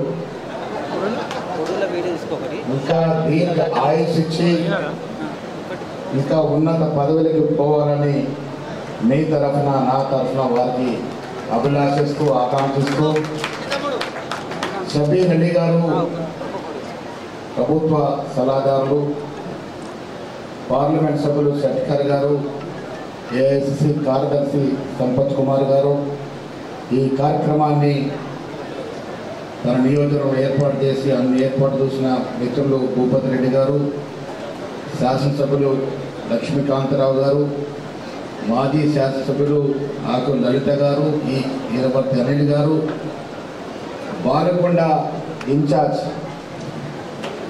అదేవిధంగా ఆర్మూర్ ఇన్ఛార్జ్, నిన్న బృహత్తరమైనటువంటి పాదయాత్ర నిర్వహించినటువంటి సునీల్ రెడ్డి గారు, వినయ్ రెడ్డి గారు, CC bank chairman Ramesh Reddy గారు, అన్నిటికీ మించి పెద్దలు పూజలు మాకు తండ్రి సమానులు జీవన్ రెడ్డి గారు, తాహిర్ బిన్ అమ్దాన్ గారు, సాయిరెడ్డి గారు, ముప్ప గంగారెడ్డి గారు, ఈ జిల్లా కార్యకర్తలంతా సమిష్టిగా ఉండాలని చురుకైన కత్తి లాంటి వ్యక్తులు ఇక్కడ నియమించాం. చూసి రమ్మంటే కాల్చి వస్తారు. బల్మూరు వెంకట్ కానీ, అజ్మత్ హుసేన్ కానీ, రాజీవ్ కానీ, మా ఎడమ బుజ్జు ఎమ్మెల్యే కానీ, నరేష్ జాదవ్ కానీ వారిని ఇక్కడ నియమించడం జరిగింది. ఎప్పుడొక సందర్భంలో ముఖ్యమంత్రి గారు ఇన్ఛార్జ్ల మార్పు విషయం వచ్చినప్పుడు ఆదిలాబాద్లో కొంత డిస్టర్బెన్స్ ఉంది, వీలైతే సీతక్క నిజామాబాద్ వేస్తే బాగుంటుందని చెప్పాను. వేసే ముందు కాదు, ఎప్పుడో 2-3 నెలల క్రితం సీతక్క గారి చేతిలో మన జిల్లాను పెట్టారు. సీతక్క గారి గురించి తెలుసు మీ అందరికీ, నిన్న కూడా చెప్పారు. ఆనాడు అవసరమైనప్పుడు AK-47 నడిపి తర్వాత జీవన్ సమితిలోకి వచ్చి ప్రజల మన్నన పొంది ఎన్నోసార్లు శాసనసభ్యురాలై వాళ్ళ మంత్రిగా మన జిల్లాకి మన అక్కగా ఇక్కడికి వచ్చినందుకు వారికి నేను అభినందిస్తూ ఉన్నాను. PCC జిల్లా నుంచి ప్రతిలో వచ్చినటువంటి కార్యకర్త సభ్యులు, అదేవిధంగా రాజిరెడ్డి గారు, తాహిర్ అమ్దాన్ గారు, జావేద్ గారు, నగేష్ రెడ్డి గారు, హైదరాజ్ గారు, PCC ప్రధాన కార్యదర్శి భూపాల్ గారు, శేఖర్ గౌడ్ గారు, మాజీ శాసనసభ్యులు రవీందర్ రెడ్డి గారు, చంద్రమోహన్ గారు, అరికల నర్సారెడ్డి గారు, వార్షి శేఖర్ గౌడ్ గారు, ఇంకా చాలామంది మహిళా సోదరిమణులు చాలామంది ఉన్నారు ఇక్కడ. మాజీ జగ్త్యాల చైర్మన్, మాజీ కామారెడ్డి చైర్మన్ జక్కాని అనిత గారు, అద్విని గారు, మా ఇందిరా గారు, అందరికి కూడా పత్రికా విలేకరులు మీ అందరికీ కూడా నమస్కారం. ఇది PCC అధ్యక్షుడి జిల్లా, కాంగ్రెస్ జిల్లా, కాంగ్రెస్ కార్యకర్తల యొక్క కంచుకోట. ఇది పెద్ద సభ్యులు ఒక మాట చెప్పినాను. ఇవాళ మేము వేదిక మీద ఉన్నామంటే మా కళ్యాణం జరిగిందంటే అది మీ వల్ల. రేపు మీ కళ్యాణం మేము చేయాలి. పెద్దలు సుదర్శన్ రెడ్డి గారికి, లక్ష్మీకాంత్ గారికి, భూపతి రెడ్డి గారికి, శబిరెడ్డి గారికి, పోటీ చేసినటువంటి సునీల్ గారికి, వినయ్ గారికి మీ అందరికీ చెప్తా ఉన్నాను, ఇది మన బాధ్యత. రేపు వారిని అన్ని విధాలుగా ఆదుకొని గెలిపించే బాధ్యత మనది, మన కర్తవ్యం అనే మాట కూడా చిన్న చెప్తా ఉన్నాను. సీతక్క గారి సమన్వయంలో రేపు జరిగే ఎన్నికల్లో చాలామంది అంటారు కొత్త పాత అని. పాత వారికి ఉండే ప్రమేయము ప్రాముఖ్యత తప్పక ఉంటుంది. మేము కాన్స్టిట్యూన్సీకి 2 డైరెక్టర్లు పోస్ట్ తీసుకుంటే ప్రతి చోట కూడా జల్లెడ బట్టి పాత వాళ్ళని ఎంపిక చేసాం. కొన్ని చోట్ల కొత్త వాళ్ళు వస్తే మళ్ళీ తీసి మళ్ళీ పాత వాళ్ళని ఎంపిక చేసాం. ఒక్క 10 నియోజకవర్గాల మీద వారితో వచ్చిన వారికి ఒకటి, పాత వారికి ఒకటి చొప్పున ఇచ్చాం. పాత కొత్త కలయిక ఉండాలి. PCC కార్మికుల్లో కూడా కేవలం 15% కొత్త వారికి ఇచ్చాం. ఎవరా కొత్త వారు? మన పార్టీ నుండి బయటికి వెళ్ళి మళ్ళీ వచ్చిన వారు. కానీ 85% PCCలో మీనాక్షి నటరాజన్ గారు, నేను 85% ఇచ్చినాం. పాత వారికి ప్రాముఖ్యత తప్పకుండా ఉంటుంది, కొత్త వారికి అవకాశాలు కూడా ఉంటాయి. ఇది కాంగ్రెస్ పార్టీ యొక్క సంస్కృతి. మిత్రులారా, జనహిత యాత్ర ఎందుకు చేపట్టాల్సి వచ్చింది? కొన్ని పత్రికలు ఇష్టం వచ్చినట్టు రాస్తా ఉన్నాయి. ముఖ్యమంత్రి గారట పాదయాత్ర అడ్డుకోవాలన్నట, చాలా ప్రయత్నం చేశారట, ఆయన కూడా మేము చేస్తా ఉన్నమాట. అసలు ఏం జర్నలిజం ఇది? మిత్రులారా తప్పు అనుకోవద్దు, జర్నలిస్టు నాకు అపారమైన గౌరవం. వాస్తవాలు రాయాలి, కొన్ని పేపర్లు ఇంత దిగజా రాయడం ఏంటి? అసలు దీని పూర్వోత్తరాలు తెలవాలి, మనకి కార్యకర్త తెలవాలి. మేము 42% రిజర్వేషన్ ప్రజెంట్ చేయడానికి రాహుల్ గాంధీ ఖర్గే గారికి పోయాం. ప్రజెంటేషన్ అయిపోయింది. ఖర్గే గారు సౌత్ ఇండియా బ్రేక్ఫాస్ట్ అని కొంచెం మేడం సాగర్ రత్నానికి బ్రేక్ఫాస్ట్ తెప్పించినారు. తినే సమయంలో वो जय बाबू जय भीम कार्यक्रम बहुत अच्छा चल रहा ना, अरे गौड़ा जी वो पदयात्रा क्यों नहीं करते అన్నాడు. అనగానే ముఖ్యమంత్రి ఉండి ఇదివరకే మేము డిస్కస్ చేసుకున్నాము, నేను ముఖ్యమంత్రిగా పోలిన పీస్ అధ్యక్షుడు మొదట బస్ యాత్ర అనుకున్నాడు, తర్వాత అది మీనాక్షి గారితో మాట్లాడి పాదయాత్ర అనుకుంటా ఉన్నాము, వీళ్ళు గో హెడ్ అని చెప్పాడు. ఎవరు చెప్పేది?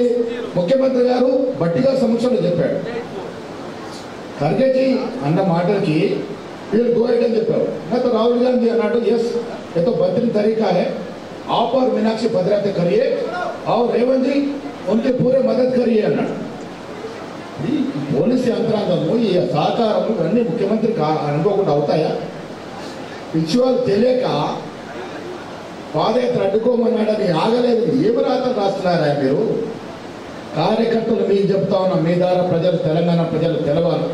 కాంగ్రెస్ పార్టీ కుటుంబం, రేవంత్ రెడ్డి గారు వయసులో చిన్నవాడైన అన్నదమ్ములం, విడదలని బంధం మాది. క్యాబినెట్ మంత్రులు, ముఖ్యమంత్రి, మేము కలిసి గట్టిగానే ఉంటాం. కారణం కాంగ్రెస్ పార్టీకి అధికారం ఎందుకు ఇచ్చారు ప్రజలు? మీరు కలిసి ఉండండి, మాకు ఫలాలు ఇవ్వండి అని. కార్యకర్తల యొక్క నమ్మకాన్ని వమ్ము చేయం. ఈ కుటుంబం కలిసే ఉంటుంది. ఏదైనా తగాదాలు వస్తే మేము బాగుపడతామని ఎవరు ఆశపడితే నక్కల్లాగా చూస్తే మీకు నిరాశ తప్ప ఇంకే ఉండదనే మాట కూడా చెప్తా ఉన్నాను. ముఖ్యమంత్రి గారు, భట్టి గారు, మేము సీనియర్ నాయకులు అందరం అనునిత్యం సమాలోచనలు చేసుకొని ఈ రాష్ట్రానికి ఇవ్వాల్సిన ఫలాలు ఏ విధంగా ఇవ్వాలి, ఇవాళ ఏ పరిస్థితి, ఆర్థిక పరిస్థితి. కేసీఆర్ గారు ముఖ్యమంత్రిగా 10 ఏళ్ళు ఈ రాష్ట్రాన్ని అధోగతి చేసి 8 లక్షల అప్పులో పెట్టి పలాయనం చిత్రీకరణ ఫామ్ హౌస్లో పడుకున్నాడు. ఆ భారం రేవంత్ రెడ్డి గారి క్యాబినెట్ మోస్తా ఉంది అని ఇచ్చిన వాగ్దానాలు పెద్దవి. ఆనాడు ప్రజల సంక్షేమం కోసం వాగ్దానాలు ఇచ్చాం. కష్టమైనా నష్టమైనా ఒక్కొక్కటిగా తీస్తూ వస్తూ ఉన్నాం. వెనక్కి తగ్గట్లే. కేసీఆర్ లాగా వాడుకొని కక్షి వస్తే వదిలేసే రకంగా మనం చేయట్లేదు. ఇలా ఉచితంగా మహిళలకు బస్సు నుంచి మొదలుగోను ఇలా సన్న బియ్యాల వరకు, ఇంధనం ఇళ్ల వరకు, గ్యాస్ సబ్సిడీ వరకు, రేషన్ కార్డుల వరకు, 2 లక్షల రుణమాఫీ, ఆ బంధు, ఇవన్నీ కూడా ఏడికలు ఇస్తూ ఉన్నాం. మనము ఏ రకంగా ఇస్తూ ఉన్నాము, ఇవన్నీ కూడా ఆలోచన చేయాల్సిన అవసరం ఉన్నది. మిత్రులారా, కార్యకర్తల సమావేశం ఎందుకు పెట్టాము? ఈ సమావేశం మీనాక్షి చక్కగా చెప్పినారు పాదయాత్ర ఎందుకు అనేది. పాదయాత్రకి కాంగ్రెస్ పార్టీకి ఎనదేని బంధం. ఈ దేశ చరిత్రని మార్చిన ఈ పాదయాత్రలు. ఆనాడు గాంధీ మాత్రం మొదలుపెట్టి మన భారత్ జోడో, రాహుల్ గాంధీ యాత్ర వరకు ఎన్నో చరిత్రాత్మకమైనటువంటి పాదయాత్రలు జరిగాయి. ఎన్నికల ముందు రేవంత్ రెడ్డి, భట్టి గారి పాదయాత్రకు అపూర్వ స్పందన వచ్చింది. పాదయాత్ర అనేవి ప్రధానికానికి దగ్గర చేసేటటువంటి ఒక మనకు సౌకర్యం. వీళ్ళ అధికారులు ఉన్నా ఎందుకు పాదయాత్ర చేయాలనుకున్నాం? ఖర్గే రాహుల్ గాంధీ ఎందుకు మనకు ఆదేశించినారు? కాంగ్రెస్ పార్టీ అధికారులు ఉన్నా లేకున్నా అన్నిత్యం ప్రజల్లో ఉండాలి. అదే మీనాక్షి గారు చెప్పారు. నిత్యం ప్రజల్లో ఉంటేనే నాయకులు అని మాట సీతక్క గారు చెప్పినారు. ఎందుకు సీతక్క గారికి ఇంత ఆదరణ? నిరంతరం ప్రజల్లో ఉంటారు కాబట్టి, ప్రజా సమస్యలతో సతమతమవుతూ ఉంటాం కాబట్టి, దాన్ని తీర్చే ప్రయత్నం చేస్తాం కాబట్టి. మీరు కూడా రేపు స్థానిక సంస్థల ఎన్నికలు చాలామంది అనుకుంటూ ఉంటారు, నాకు సీటు పరిస్థితి ఏందో, ఈ నాయకుడితో దగ్గర ఉంటేందో, ఆ నాయకుడు టికెట్ ఘోషిస్తాడేమో, ఈ బాధలు ఉంటాయి. నేను మీకు పీసీ అధ్యక్షుడు ఒక ఆశ్వాసం ఇస్తా ఉన్నాను. నిజామాబాదే ఉంది. నన్ను ఇష్టపడేవారు ఉంటారు, షబీరాన్ని ఇష్టపడేవారు ఉంటారు, మా మోహన్ ఇష్టపడేవారు ఉంటారు, తయారు ఇష్టపడేవారు ఉంటారు. ఏది ఏమైనా ప్రజల నుండి గెలుస్తారని నమ్మకం ఉన్నవాడికి సర్వేలో పేరు వచ్చినట్టు సీట్లు ఇస్తాం. అది షబీర్ అభ్యర్థి కావచ్చు, నా అభ్యర్థి ఎవరైనా కావచ్చు. గెలిపించుకునే బాధ్యత మేము అందరం తీసుకుంటాం. మళ్ళీ అది కూడా చెప్తా ఉన్నాం. షబీర్ అలీ గారు చెప్పారు, నేను ఆన్లీ కట్టుకుని అన్నీ మేమై గెలిపించుకుంటామనే మాట కూడా చెప్తా ఉన్నాం. మా ధర్మం, మా కర్తవ్యం అది. కార్యకర్తలు నారాజు అవ్వాల్సిన అవసరం లేదు. ఆయన చెప్పారు, నేను చాలా చోట్ల చెప్తా ఉంటాను, మీ వల్లే మేము, మీ వల్లే కాంగ్రెస్ ప్రభుత్వం ఇవాళ మీరు 10 ఏళ్ళు లాఠీలు తినకుండా ఉండి చెంటోర్చకుండా జైలుకోకుంటే గవర్నమెంట్ ఎక్కడిది? మీ వల్లే కదా ప్రభుత్వం వచ్చింది.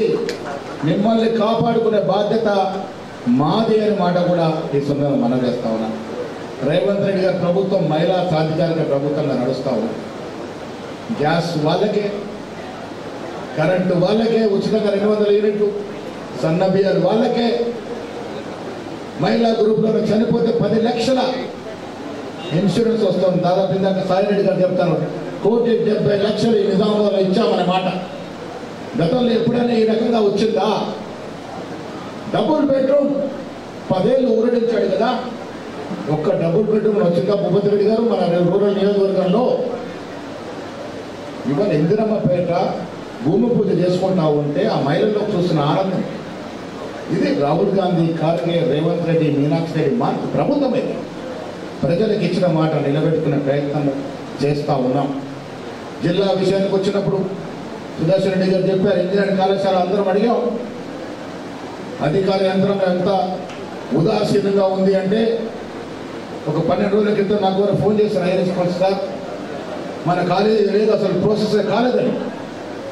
నేను గాంధీ నుంచి నేరుగా ముఖ్యమంత్రికి వెళ్ళి, ఏ ముఖ్యమంత్రి గారు, నేను అడిగాను, మా శాసనమండలి మీరు మాట ఇచ్చారు, మా కాలేజ్ చూసలేదు, అధికారుల తీరు చెప్తా ఉన్నాను. ఆనాడు ఆయన ప్రిన్సిపల్ రెడ్డికి ఇమ్మీడియట్గా ఫోన్ చేసి ఆఫీస్ పెట్టుకొని, ఇది ప్రిన్సిపల్ రెడ్డి గారు సీనియర్ ఎమ్మెల్యే అడిగారు, ఏమైంది, ఎందుకు ఇంత ఉదాసీనత, నాకు 24 గంటల లోపల కావాలి అంటే 3 రోజుల లోపల జీవో ఇచ్చినారు.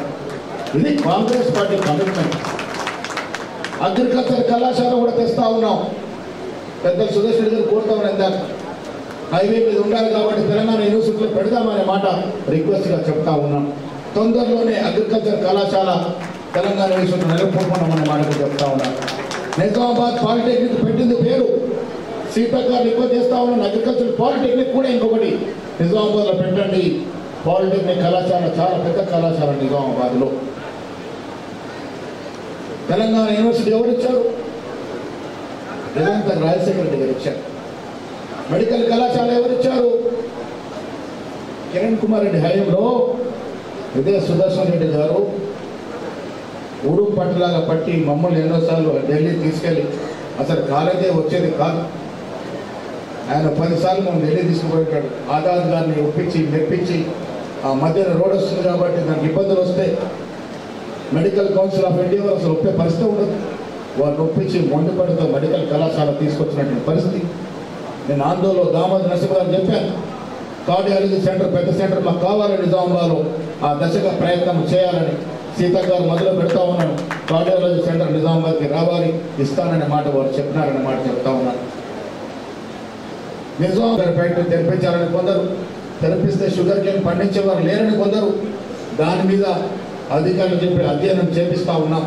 షుగర్ ఫ్యాక్టరీ తెరవాలా, దాని బదులుగా ఏదైనా పామ్ ఆయిల్ ఇండస్ట్రీ ఇవ్వాలా, ఇవన్నీ కూడా అధికారుల సూచన ప్రకారం, నిష్ఠార్థ సూచన ప్రకారం చేసే ప్రయత్నం చేస్తా ఉన్నామనే మాట సందర్భం మనం చేస్తా ఉన్నాం. కళ్యాణ లక్ష్మి చెక్కులు పంచుతా ఉన్నాం. ఇవాళ ఎప్పటి అది, ఎప్పుడు చెక్కులు భూపతి రెడ్డి గారు, ఎప్పుడు చెక్కులు వస్తా ఉన్నాం మనం? కేసీఆర్ బకాయి పెట్టినట్టు 1000 చెక్కులు ఇవాళ మనం ఇస్తా ఉన్నాం. ఎంత దరిద్రంగా పాలన జరిగిందంటే 25,000 50,000 చెక్కులు ఇచ్చేటటువంటి పరిస్థితి లేకుండా కేసీఆర్ పాలన జరిగింది. 6 అడుగుల హరీష్ రావు ఇలా అబద్ధాలు మాట్లాడుతూ ఉన్నాడు. బంకచర్ల విషయంలో మన మీద తప్పు చేసినట్టు, ఈయన 6 అడుగులు, ఆ నల్గొండలో ఒక 3 అడుగులు ఉంటాడు. ఈ 6 అడుగులైనా 3 అడుగులైనా మాట్లాడుతున్నారు బంకచర్ల గురించి. ఏం మాట్లాడుతున్నారు? 2016లో మంత్రిగా సుదర్శన్ రెడ్డి ఇరిగేషన్ మంత్రిగా చేసినారు.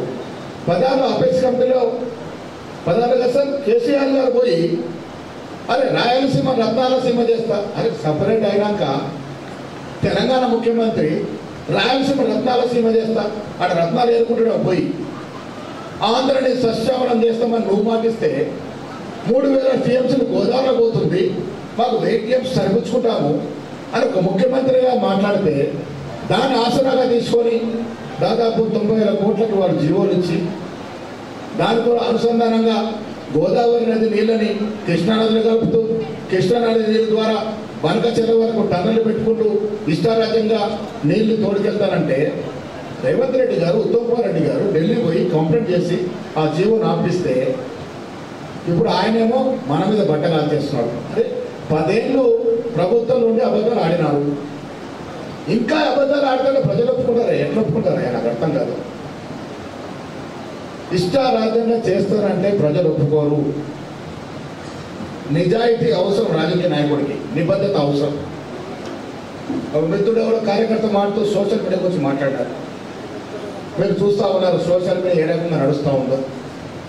కేటీఆర్ గారు సంపాదించిన డబ్బుల నుంచి చాలా డబ్బులు పెడుతూ చాలా హ్యాండిల్స్ కొంటా ఉన్నారు. మా యూనివర్సిటీ గారికి బాగా ఐడియా ఉంది. ఇప్పుడు కూడా 100 కోట్లు పెట్టి తిమ్మిని బాంబే ఉన్నది లేనట్టు లేదు ఉన్నట్టు ఫోటోల్లో తరగాలు మారిపోతాయి, వీడియోల్లో సౌండ్లు మారిపోతాయి.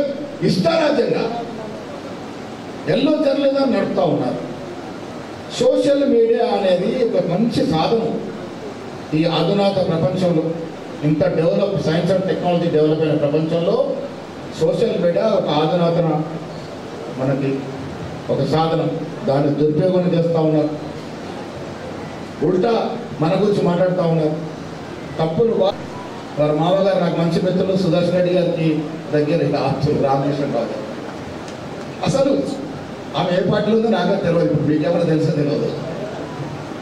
కుల సర్వే గురించి రాహుల్ గాంధీ గారు ఆకాంక్షాలి రెడ్డి అయ్యి ఉండి కూడా ముఖ్యమంత్రి రేవంత్ రెడ్డి గారు దాన్ని ముందుకు తీసుకెళ్ళి గొప్ప విషయం. ఇదంతా సపోర్ట్తో రేవంత్ రెడ్డి గారు సపోర్ట్. బీసీ రిజర్వేషన్ నేను కామారెడ్డిలో ప్రవేశపెట్టాను. సిద్దిరామయ్య గారు మేమంతా ప్రవేశపెట్టాం. సిద్దిరామయ్య గారు వచ్చినారు. తర్వాత నేను బీసీ అధ్యక్షుడు అయ్యాను.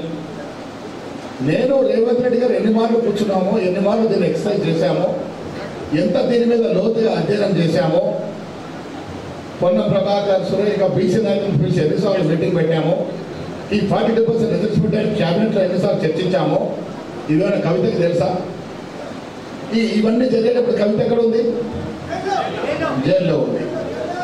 మరి ఆవిడ మనం మన ఆజ్ఞను తీసుకొస్తే మేమంతేదో రేపు సంబరాలు చేద్దామని అనుకుంటా ఉంటే ఆ రోజు రాత్రే కలర్ పూసుకుంటా ఉంది. కలర్ కూడా మారిపోయింది, బ్లూ కలర్కి వచ్చేసింది, గులాబీ కలర్కి. సో ఈ విచిత్రం అంటే ఎవరో చేస్తే ఇప్పుడు కష్టపడ్డవాడికి ఫలితం ఇవ్వాలి. నేను కవిత గారు సోటిగా అడుగుతాను, మన జిల్లా కాబట్టి. 2014లో మీరు అధికారులు ముఖ్యమంత్రి అయిన తర్వాత ఒక్క మహిళ కూడా క్యాబినెట్లో లేకుంటే అడిగిన పాపాన్ని పోలేను. 33% రిజర్వేషన్ 22% తగ్గించినప్పుడు అడిగిన పాపాన పోలే. బీసీలకు ఏం చేద్దాం నాయన, బయట బీసీలు అంత అడుగుతారు, ఎప్పుడు అడిగినావా? ఎప్పుడు అడగలే. ఇయ్యాలంటే ప్రేమలుగా వస్తుంది బీసీల గురించి. అసలు నా వల్లే ప్రభుత్వం చట్టం చేసిందంటే అంతకన్నా జోక్ ఏముందో నాకు అర్థమైతలేదు. ఇలా హరీష్ రావు కేసీఆర్ మాట్లాడుతూ ఉన్నారు బీసీల గురించి. నట్టెట్ట ముంచింది. కేసీఆర్ శాంపుల్స్ ప్రభుత్వం నడిపిండి. ఫలానా చోట ఎలక్షన్ అంటే అక్కడ ఏ జనం ఎక్కువ ఉంది, హుజురాబాద్ ఎలక్షన్, ఎస్సీ జనాభా ఎక్కువ, దళిత బంధు ఇచ్చింది లేదు, సచ్చింది ఇప్పుడు చెక్కులు మురుగుతూ ఉన్నాయి. ఏడు ఎలక్షన్ అంటే బీసీ బంధు, ఎన్నికలు ఉంటే నిరుద్యోగ వృత్తి, ఉద్యోగాలు. అరే ఇంత అబద్ధాల కోరు ముఖ్యమంత్రి ప్రపంచంలో ఒకరు ఉండడు. ఆశామాషిగా రాలే. నేను మళ్ళీ చెప్తా ఉన్నా, మీరంతా కష్టపడ్డారు. ఆనాడు బీసీ చేసిన రేవంత్ రెడ్డి యంగ్ డైనమిక్గా మాట్లాడగలిగినాడు. అన్నిటికీ మించి నాలాంటలో బ్యాక్ ఉండి అందరిని ఏకం చేయగలిగినాం. సోనియా గాంధీ, రాహుల్ గాంధీ, ఖర్గే, ప్రియాంక వచ్చి మాట ఇచ్చినారు. ఆ మాటను నమ్మినారు ప్రజలు. సోనియా గాంధీ మాట ఇస్తే నమ్ముకుంటే న్యాయం జరుగుతుందని మనం ప్రభుత్వం తెచ్చినారు. కష్టకాలంలో ప్రభుత్వం ఉన్నా, ఆర్థిక నిర్బంధం ఉన్నా నడిపిస్తూ ఉన్నాం. మీరు ధైర్యంగా ఉండాలి. ఈ రాష్ట్రంలో మళ్ళీ బీఆర్ఎస్ పార్టీ మొలికిస్తా నేత అనుకుంటా. మీకేమైనా అనుమానం తెలియదు కానీ, ఎందుకంటే 4 ముక్కలు ఆట అయిపోయింది. కేటీఆర్ కవిత డిషం నడుస్తుంది ఫుల్. ఎందుకు నడుస్తుంది? ఆస్తుల పంపకాలు అపారంగా సంపాదించేస్తారు 10 ఏళ్లలో. ఆయన సంపాదించింది ఈమె లెక్కలు ఉన్నాయి. ఈమె సంపాదించిన చిట్ట ఆయన దగ్గర ఉంది. సమతుల్యం వస్తలేదు. ఈ ఇద్దరు ఫైట్ల పెద్ద ఆయన పాపం ఫామ్ హౌస్కి పరిమితమైండు. అదును కోసం హరీష్ రావు చూస్తున్నాడు. ఈ 3 ముక్కలు ఆడితే నేనేమైనా తీసుకుందామని. సో ఈ లెక్కన 4 ముక్కలు ఆడిన బీఆర్ఎస్ పార్టీ ఈ రాష్ట్రంలో మొలవదు కాక మొలవదు, నాకైతే గ్యారంటీ ఉంది. ఇంకా బీజేపీ పార్టీ, నేను చెప్పిన దేవుడు అంటే నాకు చాలా అపారం. నా పేరే మహేశ్వరుడు, శివుని ఆరాధిస్తున్న పుట్టినాను నేను. రోజు పొద్దున్న శివ పూజ చేసుకుంటాను నేను, చేసుకొని బయటకు రాను. మా ఫాదర్ మా ఊళ్ళో 3-4 గుళ్ళు కట్టించాడు. లొంకరామని ఆయనే కట్టించాడు, మా ఊళ్ళో 3 గుళ్ళు ఆయనే కట్టించాడు. మా తాయారికి నమ్మడానికి తెలుసు, భక్తి అంటే ఏందో మాకు తెలుసు. దేవుడు చోట. శ్రీరాముడు యుగం ఎప్పుడు, ఎన్నేళ్ళ కిందది? అసలు శ్రీరామచంద్రుడికి బీజేపీ పార్టీకి ఏమిటి సంబంధం? ఆయనకి మెంబర్షిప్ ఇచ్చిందా వీళ్ళు, లేక ఆయన ఆశీర్వాదంతో బీజేపీ పార్టీ వచ్చిందా? బీజేపీ పార్టీ వారు శ్రీరాముని ఎట్లా ఓన్ చేసుకుంటాడు? శ్రీరామచంద్రుడు మనందరి వాడు, శివుడు మనందరి వాడు. అరే సిగ్గుండాలి. 2014లో గెలిచి కూడా 2018లో మళ్ళీ శ్రీరామచంద్ర పేరు ఓట్లాడిన మీరు 4 ఏళ్ళు 5 ఏళ్ళు ఏం చేసారు జనానికి చెప్పాలి కదా. ఎలా 2 కోట్ల ఉద్యోగాలు అన్నారు, ఉన్న ఉద్యోగాలు పీకేశారు. పబ్లిక్ సెక్టర్ కంపెనీలను మూసేశారు. ఎవరికి ఉద్యోగం ఇచ్చారు? పబ్లిక్ సెక్టర్ కంపెనీలను ఎవరికి అమ్మినారు? అదాని అంబాలకు అమ్మినారు, ఎయిర్పోర్ట్లు అమ్మినారు. కార్పొరేట్ సెక్టర్ను పెంచి డీజిల్ కిరోసిన్ ధర మీద ఈ రోజు వరకు 12 ఏళ్లలో 60 లక్షల కోట్లు సంపాదించింది కేంద్ర ప్రభుత్వం. 60 లక్షల చిల్లర కోట్లు. ఎవరికైనా ట్రాన్స్ఫర్ అయిందా?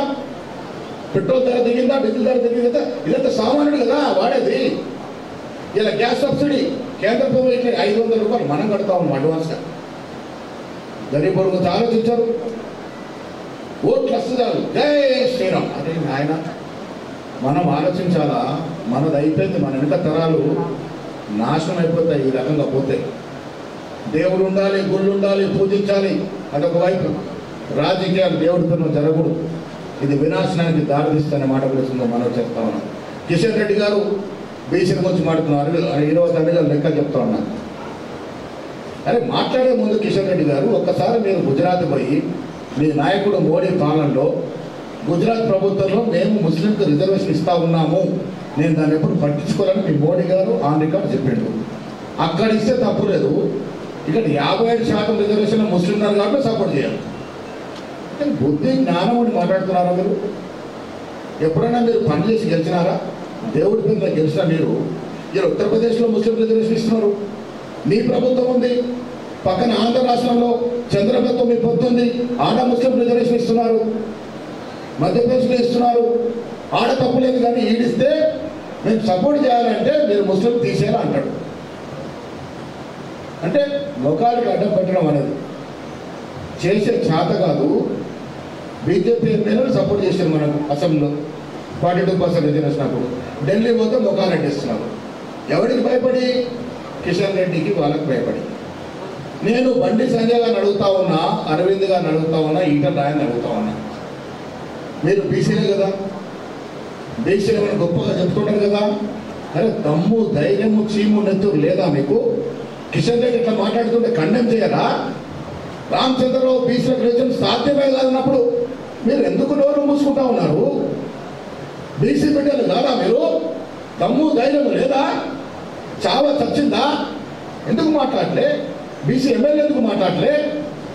అరే రెడ్డి ముఖ్యమంత్రి అయ్యండి, కుల సర్వే చేసి బీసీలకు రిజర్వేషన్ ఇస్తాను ముందుకు వస్తా ఉంటే సపోర్ట్ చేయాల్సిన బీసీ ఎంపీలు, బీసీ ఎమ్మెల్యేలు ఎందుకు నోరు మూసుకొని కూర్చుంటారు?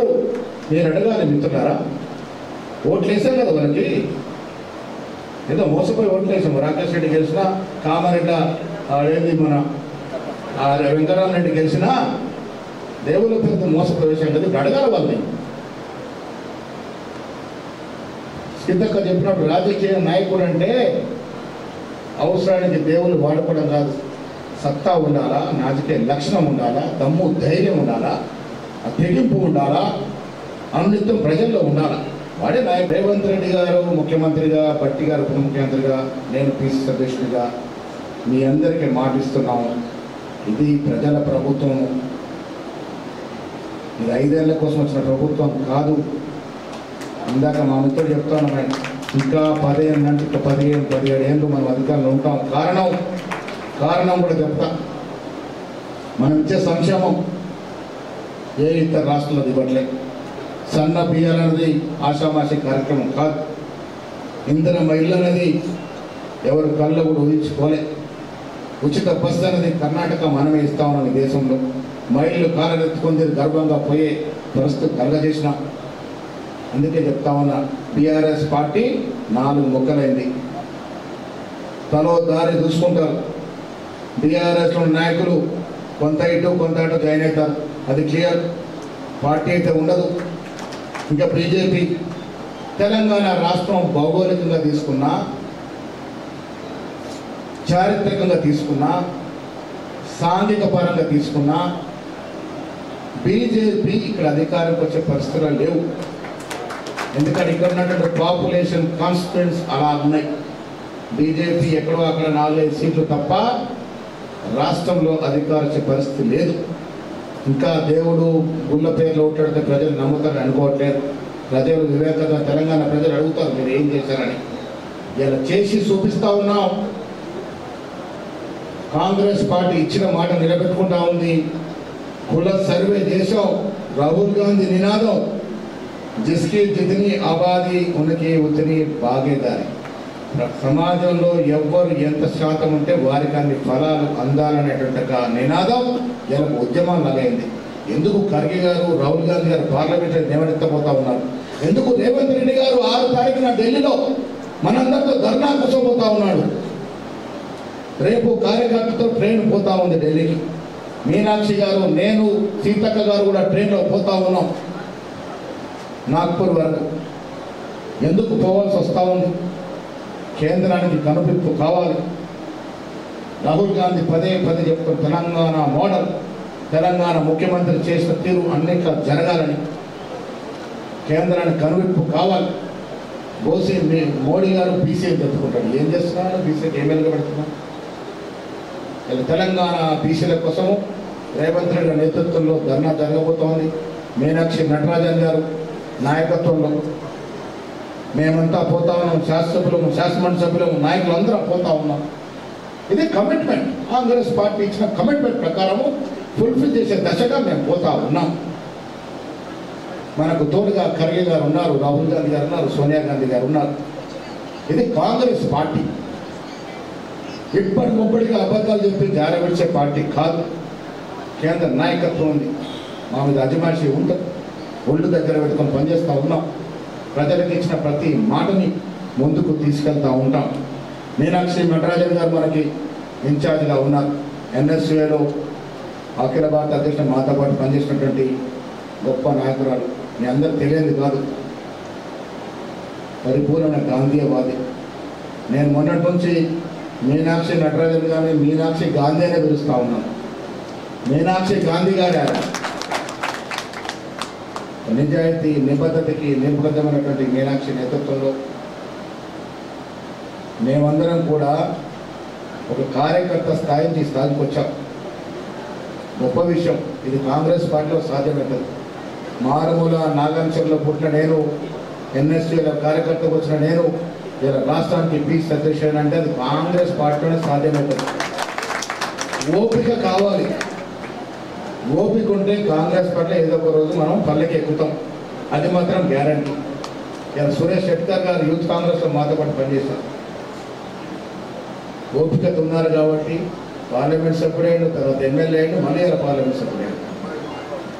వాళ్ళ ఫాదరు, వాళ్ళ తాతగారు కూడా కాంగ్రెస్ రాజకీయాలు ఎమ్మెల్యేగా చేశారు. సో రాజకీయాలు ఓపిక ఉండాలి. ఓపిక ఉంటే ముందుకు పోతా ఉన్నటువంటి మాట సందర్భం చేస్తూ మిత్రుడు సంపత్ కుమార్ గారు ఉన్నారు, మా ఏఐసీ సెక్రటరీ. ఖర్గే గారు తెలుపుకుంటే వాడినే కలుస్తాం మేము. సౌత్ ఇండియా ఖర్గే గారు ఆయన అందుబాటులో ఈయన కలుస్తూ ఉంటాం.